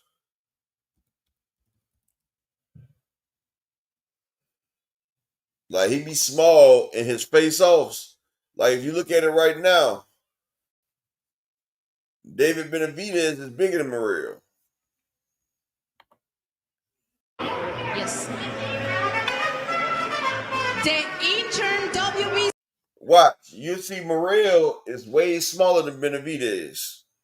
Light heavyweight champion of the world. Here is David El Monstruo Benavidez y David Morrell. Y'all see how small Morrell's upper body is? He didn't want to shake his hand. Look how small Morrell's upper body is compared to Benavidez. Like Morrell is actually a small guy. David Benavidez is actually a big guy. People don't realize that Benavidez used to be well over 300 pounds, bro. Well over 300 pounds. Look at Morrell. Morrell's small as shit. He's cut that weight. Morrell looks like he's actually on weight. And it actually looks like that he's maintaining his weight right now. Benavidez looks like he needs to get about 10, 12 more pounds off of him. He didn't want to shake his hand because he said that Benavidez been talking shit. But David Morrell, look, they fighting at 175. Morrell looks like he's on weight right now. And they still got a month and some change. David Benavidez looks like he need to drop about 10 to 15.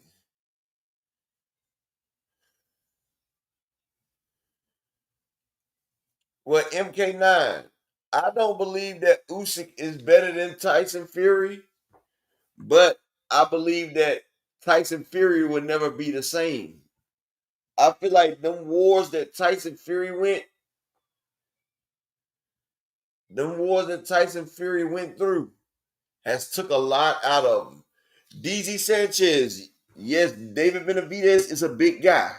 He should leave. I'm glad he left 168. He could at least be a bridgerweight because the man is a big guy. If you look at him in a fight, he's very big. He used to be 300 pounds. And that's why I don't blame Canelo for not fighting that man without a weight clause.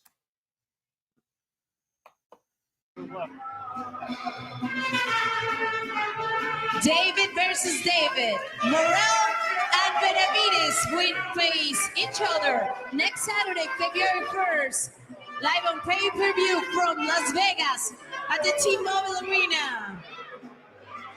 I got it.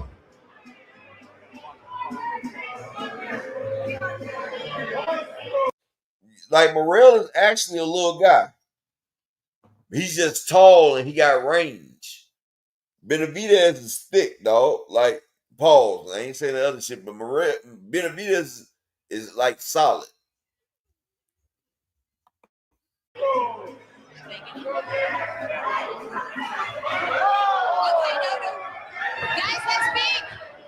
That's why, if you notice, when y'all see Benavidez in a fight, it still look like he has titties. Like, he can't get his shit really, he can't really get his shit, like, you can't really see him, like, tighten up because, you know what I'm saying? Like, he can't really tighten it up, if you know what I mean. Like, he's going to always have that extra, like, right here, look. Check this out. I want you to see. Now, this is him moving up. When Devin asked me to tell the story of their Black Barrel whiskey, they left out the bit where I can't actually tell it. Because he's no differences with Alexander Bozdik. He's going up against a natural 175 pounder. This guy is 6'2". David Benavidez is 6 feet. Now look at the difference. Now this is him versus a natural 175 pounder. A couple of inches shorter, but the reach is 1 inch low. Instructions in the back. Protect yourselves at all times. Listen to my commands. Touch them up. And punches. So even here is going to be good, gentlemen. You got my instructions in the back. Protect yourselves at all times. Listen to my commands. Touch them up. Back to your corner, gentlemen. The Monsters debut at light heavyweight. They sparred 5 years ago, and in those sparring sessions, Benavidez said, "Hey, I checked that chin, and I'm going to do it." Now, if you look at both fighters, you see Gravoski, you can see the muscle definition.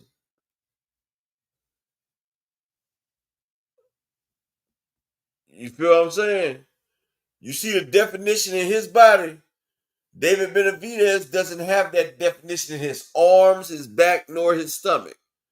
Because David Benavidez is purely overweight. He doesn't have all those muscles, and his flab, you can't really see it. But you can see the difference in him versus his opponent. David Benavidez was just a big boy, and he's not really defined muscularly. Again. There it is. Right on cue. High stakes matchup winner could very much be in line for a shot at the undisputed title that will be determined in October. Dimitri. Like, you see, like, you can never get rid of that. Like, when you big like that,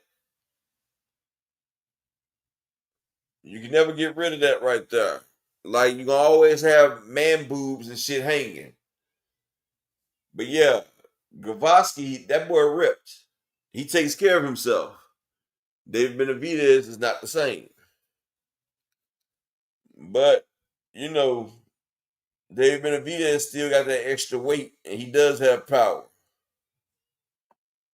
Just like watch him versus Plant. And we'll look at the numbers and how they correlate. Obviously, you see, that's why David Benavidez is covering this up right here. He was 166 versus Plant, but watch when he get in the ring. some of the numbers here are similar. And missing was the tempo that Plant loves, just like that picking. See, here you go again. You see, his shit's gonna always be flabby. Like Caleb got them arches. You never gonna see definition in Benavidez's body. He's just a big guy. I mean, I'm not body shaming him. I'm just saying he's a big guy. So when you're a big guy like that, you don't have muscle definition, and you know you pretty much just run over your opponent. Because when you rehydrate, you're gonna be putting that weight back on, and you're gonna be bringing a certain amount of power with you. But look, I just need 2 more people. I need 2 more people to hit the Cash App or the PayPal so we can end this year off in the bang. Exactly. Them linemen, they look fat, but they strong and in shape. They just got different body types. You right, Rolot.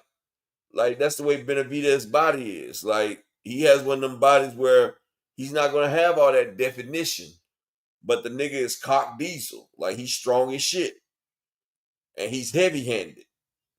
Like the man is very heavy handed. Like shit, that man you see, the man be getting knockouts.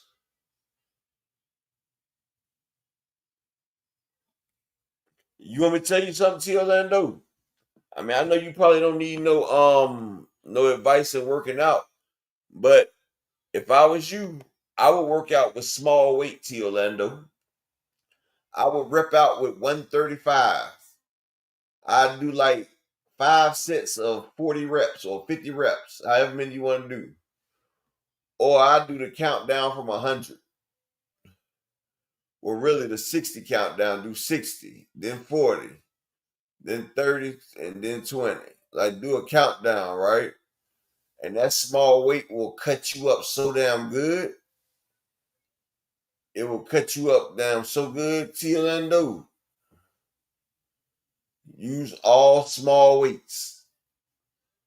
Now use weight big enough for you to feel it, like 135. Like that's the perfect weight. Yeah, less bulk and more reps. That's how I got cut all the way up. Like that's how I changed my motherfucking mass until like I was bulky as hell. But then that's how I chopped my shit up. Plus with all that bulk, my damn punches was a lot slower. And I put on more weight because people don't realize muscle is heavier than fat. So you know, with that bulk, I had got up to like 215. But after I started doing minor reps and everything, I dropped down to like 198. Yeah, all you gotta do is take away sugar and starch out your diet. No more bread, pastas, and rice, and take away sodas and juice. And within a month, that shit'll have you shredded. As long as you work out too, that's the only thing you gotta change out your diet. You will be shredded in a month. I'm talking about shredded like a motherfucking cheddar cheese from Sargento's, baby. Just shredded up. Hell yeah. But yeah, that's how you work that shit out and get that shit back right. But yeah. Morel versus Benavidez is gonna be a great fight. I'm gonna go to the last subject that I was gonna talk about. But like I said, I just need 2 more people to support the grind. If y'all do, great. If you don't, it's still great. I appreciate everybody for coming through. But I do want 2 more people to support the grind for the day. It's the last show of the year. But one thing. Oh yeah. Yeah, Bronze Man. But you know something, Bronze Man? Sonny Edwards and Bam Rodriguez was fighting at 115. He came into that ring at 143, Bronze Man. Do you know that's 7.5 divisions that Bam went up? If you count it, 115 is the division they at. 118, 122, 127, 130, 135, 140, 143. Like he went up 28 pounds. But even though he went up in 28 pounds, that was also 7.5 divisions. Like that shit crazy, dog. People ain't realizing that shit. That's SNAC crazy. And SNAC helps you rehydrate so big and you still don't be tired. Because a lot of times when people are rehydrating, you have to watch how you rehydrate. Because if you rehydrate too much, you're gonna be sluggish and all this shit right there, easier for you to kill. But if a person sit there and do it that way, you know, it's like you reeling it in. So that shit crazy. You said what fight was that? That was when Sonny Edwards fought. He fought Bam Rodriguez, Rolat. That's when they fought each other. But yeah, that shit be crazy though. But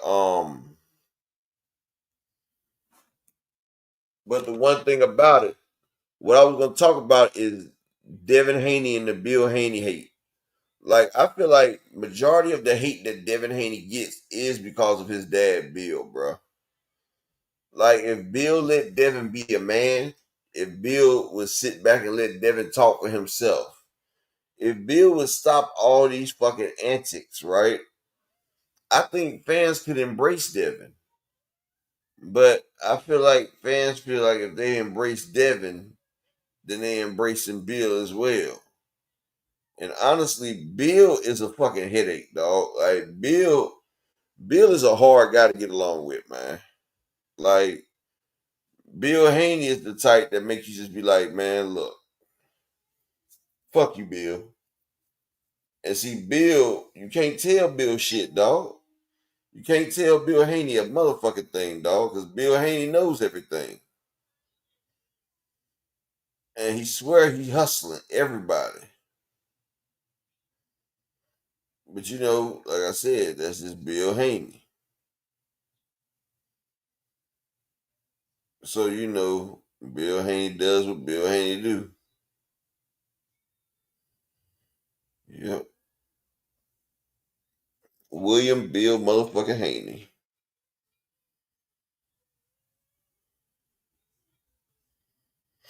But, you know, can't really say shit about it.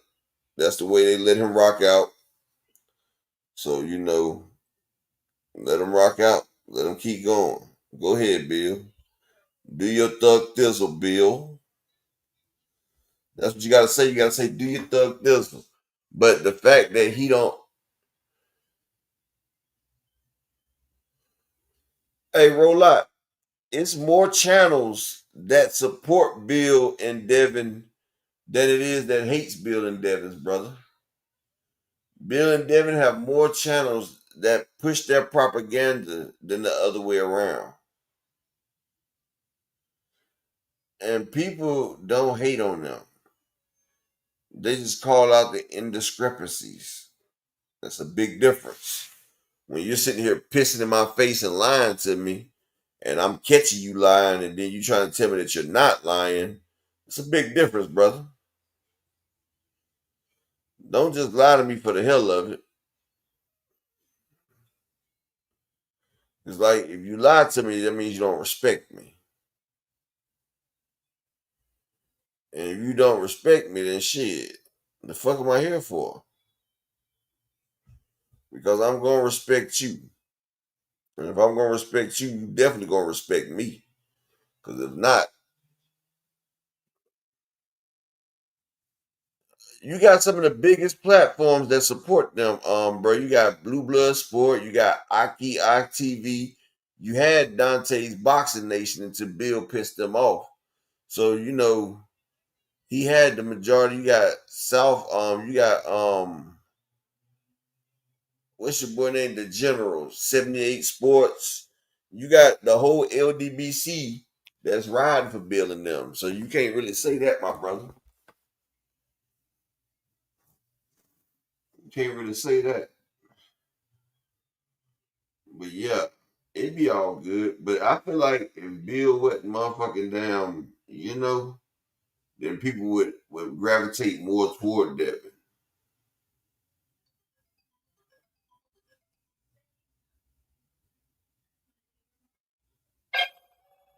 Hold on a second, y'all. Yeah, but the key should be in there.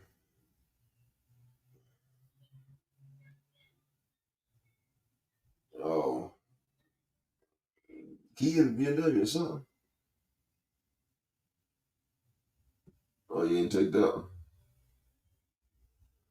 Well, should I meet you in a few, man? Let me finish up my show. All right. Yeah. Sorry about that. That was the wife and kids. Oh. But yeah, exactly, Oakland. The whole people are riding with Devin and them. So, and I be wondering, like, people be like, everybody's after Bill and Devin. Like, y'all see about 6 people disagreeing with them, and then everybody says everybody. Like, no, we're just the ones that's not damn kissing ass. Like, everybody else is riding with them, And it's crazy how people can't see how everybody else is riding with them, but then you got the few that don't ride with them. And it's, oh, everybody hating on them. Like, that shit crazy, dog. Like, that shit, I've never got that. Like, you got like 10-1 that rides with the Haneyites. And like, for every 10 channels that ride with Devin and Bill, you got one that don't. That right there seems like it seems like it works in their favor. But the ones that do ride with them, they can't really say nothing because Bill and them is not giving them shit to talk about. Like, he's not giving them no alley-oops right now. Like, 2024 was the year of exposition, like people getting exposed. And this is my last time saying it, but can I get 2 more people to support the grind for today? The last show of this year. If not, I appreciate everything y'all done this year. We're gonna start on a new aggressive campaign next year, on both the channels. And like I said, we're gonna start a new clubhouse where we're gonna be streaming the videos. And like I said, my other channel, I'm about to push that in a different way. I'm gonna do reactions on it. Like, we about to become mainstream on the other channel. Like, we about to make it, we're gonna make it a mainstream brand over there. I know how to do it. I know how to got to push. I know how to go for it, and we're gonna go. Like I said, I'm a hustler. You put me anywhere in the world, I'm guaranteed to bubble. And that page, I'm close to 1,000 subscribers, but I feel like by March I'll be over 5,000, and we'll be monetized over there as well, and we'll have a bigger audience who we can get active with. But what I'm saying is, salute my man Simmy's World in the building. But what I'm saying is, like, this year right here, it exposed the fake. And like I said, me and my co-host Key, we was arguing all year. The first half of the year, I've been trying to explain to people how boxing really works. Everybody thought I was a damn fool when I told them that Ryan Garcia was going to beat the shellackings out of Devin Haney. Everybody told me I don't know shit about boxing. Everybody sat there and say, man, Upper, you just hate. And I sat there and told them, no, I actually know boxing. And shout out to my guy, Opulent LTV, back in the cash app with the $5 holler. Appreciate you again, King. Shout out to you, bro. Now we just need one more person to come through, and we good for the day. Can I get one more? Can I get a holler in there? Can I get a holler in here? One more. But like I said, I told everybody, I say, look, this is y'all day to make money. Ryan Garcia was a 6-1 underdog. I told everybody, look, put your money on Ryan. And I think half of the people listened. A couple people in here got new cars off of that fight. Just like I told everybody, take Danny Dubois for the stoppage against AJ. It was 5-1 for the stoppage. We got paid. I told everybody to take Danny Dubois versus Herkovich. The stoppage. We got paid. I told everybody to take Luca Body against the 10-1 favorite, Ashton Sylvie. We got a Hail Mary. Boom. We got paid. Like I say, man, y'all just rock with me, bro. I know boxing. I know matchups. I know what don't look good, bro. Like, I look at the fight like, if I was in these person's shoes, how would I fight this opponent? And I measure myself up to the opponent, and I figure out how difficult the fight will be. And that's how I'm able to persevere or see these types of shits like this. People, exactly, Simmons. Like I said, me and Key, we argued about it every day. But I kept trying to explain to her. And shalom to my brother, Mr. Altruistic, who always comes through in the cash app every day, my brother. All praise to the Most High, my brother. Peace and blessings with the $10 smoke in the building. Salute, bro. But yeah, like I always tell motherfuckers, like, look, this shit be crazy. But they don't want to listen. But it be easy though, bro. Shout out to my brother Knockout. If you ever think you can debate somebody in boxing, Knockout 86 is where you need to go. Get knocked the fuck out of the debate table. Just like, man, you know, hey, Knockout, success to you too, my brother. Salute to you too, my brother. Just like I told motherfuckers, people, if you want the pics, hit me on Instagram. Like I'm a gambler, my brother. I know the picks on football, basketball, boxing. Just holler at me. Just holler at me. But I've been telling people the whole year, everybody thought I was bullshitting about Devin and Ryan. I told people, look, I said that hook is going to kill Devin because I told everybody the way Devin throws his jab. Like I said, I didn't take credit, but I sent Derek James an hour-long video breaking down every fight that Devin has and his nuances and what happens. Derek James appreciated me. He said, thank you. You know, me and Derek, we was good friends. You feel me? And you know, Devin took it into the gym. Him and Ryan worked on what I said. And from the first round, I seen that he put that shit to use. Boom. Motherfuckers got mad at me because they talking about how you gonna help Derek James. Like, motherfuckers actually got mad because I gave Derek James a video.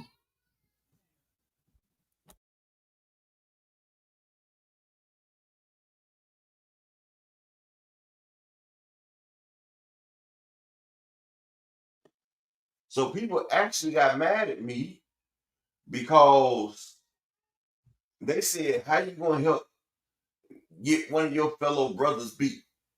Devin and Bill ain't never did shit for me. Derek James always gave me a shout out. He's always helped me. He's always talked to me on Instagram. He done let me come to the gym. Like Derek James was my guy. I mean, I haven't talked to him in a while ever since that Earl situation, but you know, I'm not gonna bother the man. If you want to reach out, I still say salute to him and everything. He know how to reach me. But like I said, me and this man had a relationship. He allowed me to come down there. He showed my son a few things. You know what I'm saying? He showed my son a few things on the bag. You feel what I'm saying? So I seen shit on the damn camera. I gave him the video. We talked about it. Derek James, they beat Ryan. I mean, they beat Devin. But I'm wrong. But last time I checked, Derek James was black too. But motherfuckers actually got mad because they talking about you helped the damn imposter. But no, I helped the guy that helps me. Bill Haney ain't never did shit for me. He's always talked shit to me. So yes, I'm gonna point out, and the fucked up shit about it, this is what's so fucked up, y'all. Everything I pointed out on that video, when me and Key was in here live, I pointed out all the same shit. If y'all remember, everything on that video, I pointed it out on that live. I told y'all exactly how Devin transfers his weight from his front to his back before he throws his jab, how he pats his hand, how he does all that shit. And I said, Lomachenko has a brilliant IQ, and he was able to pick up on Devin's telltales like playing poker. He was able to pick up on the shit that Devin was doing, and Loma was able to catch him. That's why Devin was like, he figured me out. Unless you are a master class boxer, every boxer has signs and tells about which shot they're going to throw. And Devin always leans when he throws that jab. And unfortunately for him, he leaned right into Ryan Garcia's power. And he kept doing it. And like, that was the definition of insanity. If you do something that don't work and keep doing it over and over, like, nigga, pick your hands up, dog.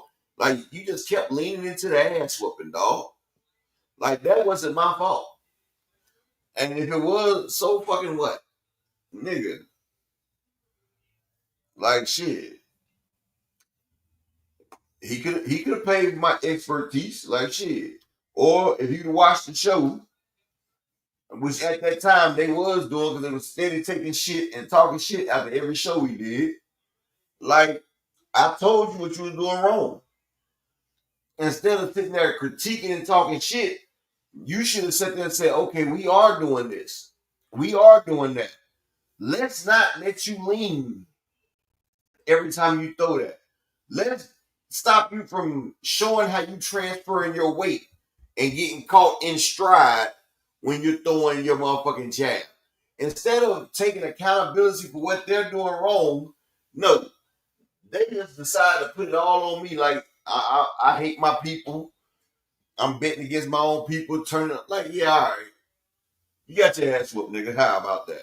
Tank made it look easy. Like, shit. That's just how it is. And that's when I started losing respect for them. Like, come on, man. Like, they could have asked me, like, Evangeline, what you see that Devin's doing wrong?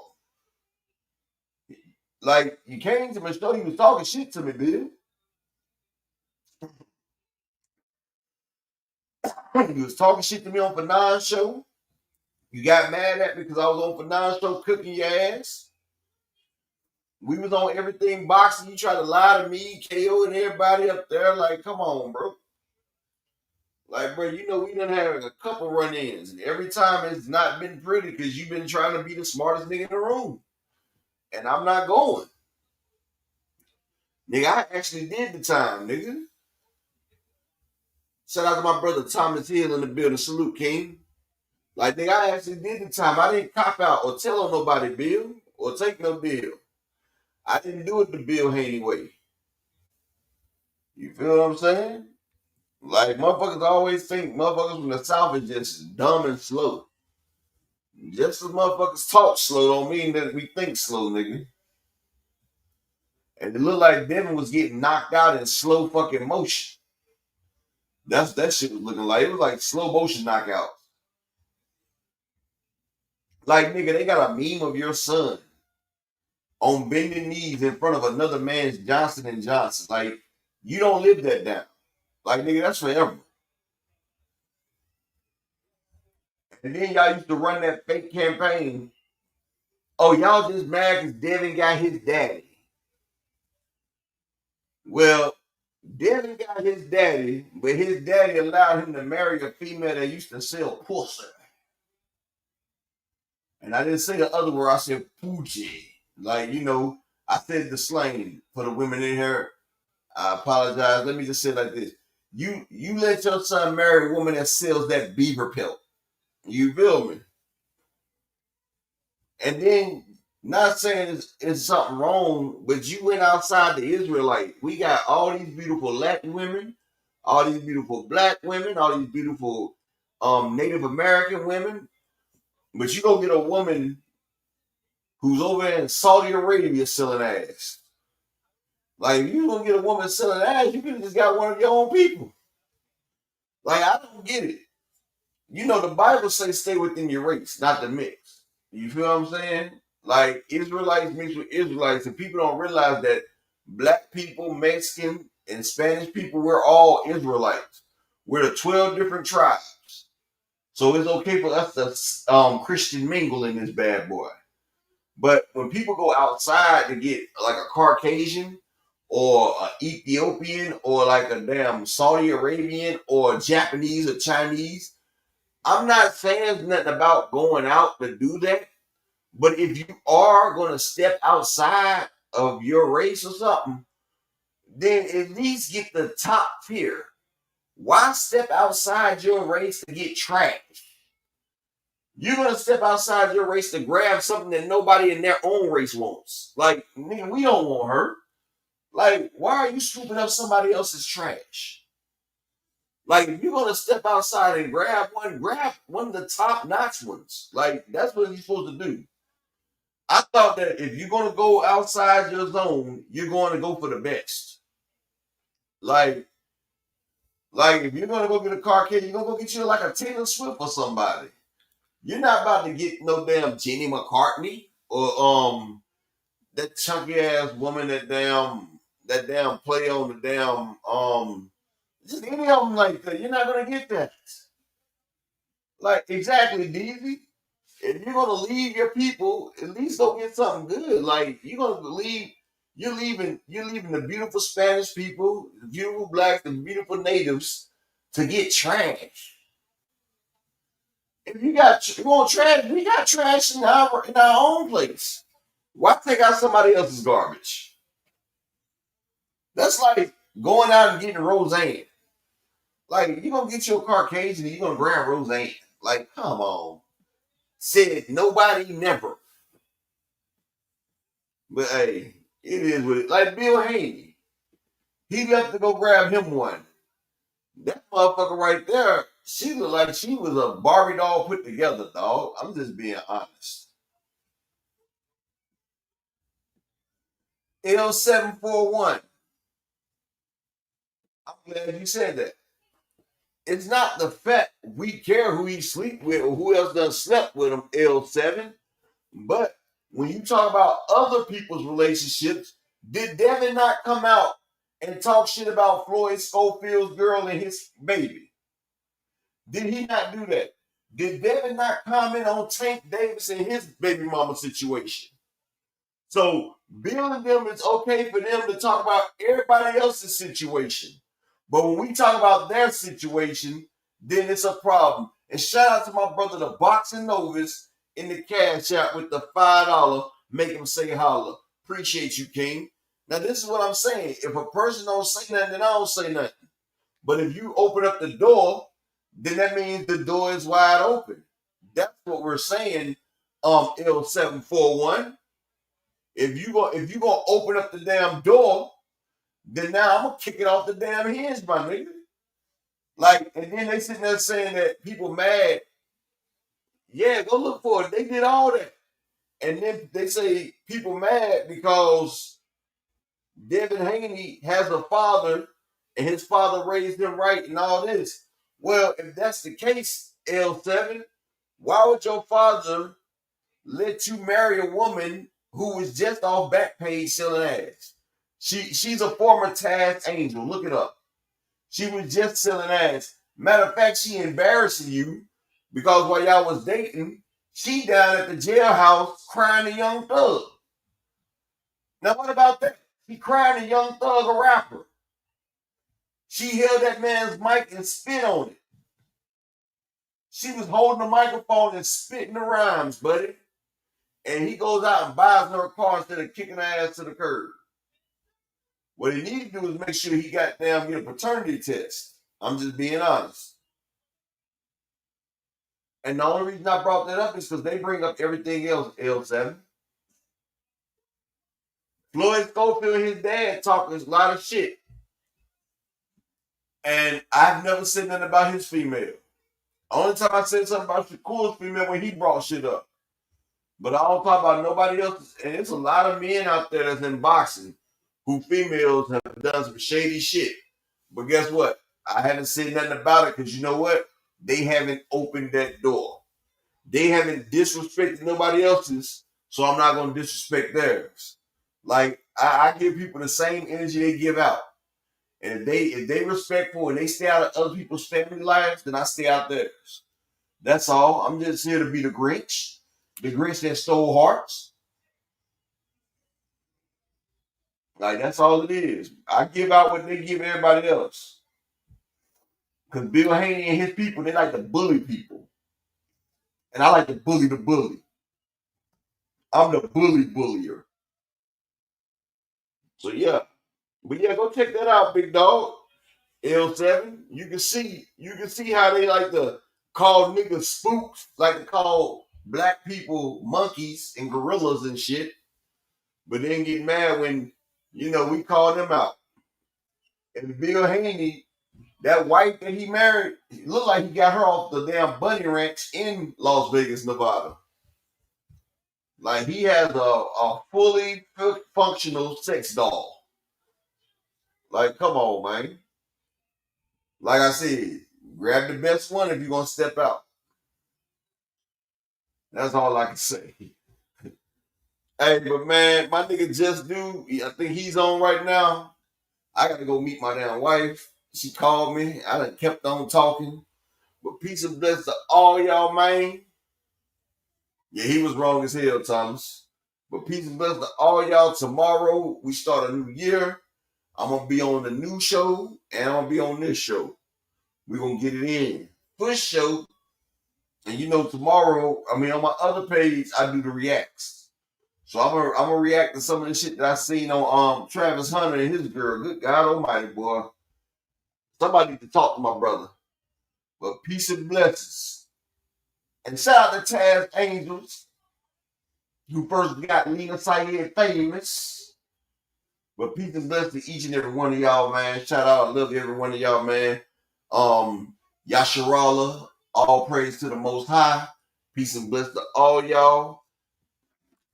And, you know, this show right here is over. Like, hopefully, Travis Hunter relationship with that damn girl who got the tattoo of another nigga on her finger. Slim Cuddy Calhoun, I'm out. They want that smoke, bitch, I got it for 'em. They want that smoke, bitch, I got it for 'em. They want that smoke, you know I blow it. They call me Sunny Monster for a reason. I'm really dripping, leave a nigga bleeding. I get to squeeze and leave a nigga. They want that smoke, bitch, I got it for 'em. They want that smoke, bitch, I got it for 'em. They want that smoke, you know I blow it. They call me Sunny Monster for a reason. I'm really dripping, leave a nigga bleeding. I get to squeeze and leave a nigga bleeding. Raw Molly got me all up in demon mode. Mouth moving like I done put clean in my nose. Trying to catch me up, I can leave with some hoes.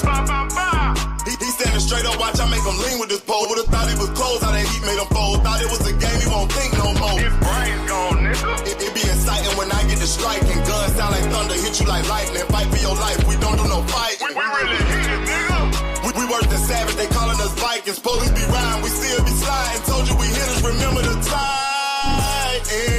They want that smoke, bitch, I got it for 'em. They want that smoke, bitch, I got it for 'em.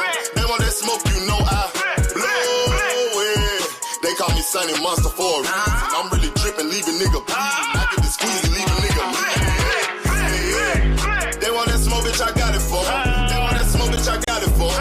They want that smoke, you know I blow it. They call me Sunny Monster for a reason. I'm really dripping, leave a nigga bleeding. I get to squeeze and leave a nigga bleeding. How about I leave them holding like the Bible? AR-15, that's a high-power rifle. A in the army and assassinate rivals. Break that shit down, nigga. AK or anybody kill. Hop out, get the drilling and spilling. Stay on point, 6-2, gon' split em. FN, that's for any fuck nigga. You a plug, then I'm pulling up, nigga. You my lunch, eat these bullets for dinner. 5.0, eat em up, eat em up. SK, smoke killer for show. Drum rounds and cripple ops, Draco. I got them all, you don't want no. They want that smoke, bitch, I got it for 'em. They want that smoke, bitch, I got it for 'em. They want that smoke, you know I blow it. They call me Sunny Monster for a reason. I'm really dripping, leave a nigga bleeding. I can squeeze and leave a nigga bleeding. They want that smoke, bitch, I got it for 'em. They want that smoke, bitch, I got it for 'em. They want that smoke, you know I blow it. They call me Sunny Monster for a reason.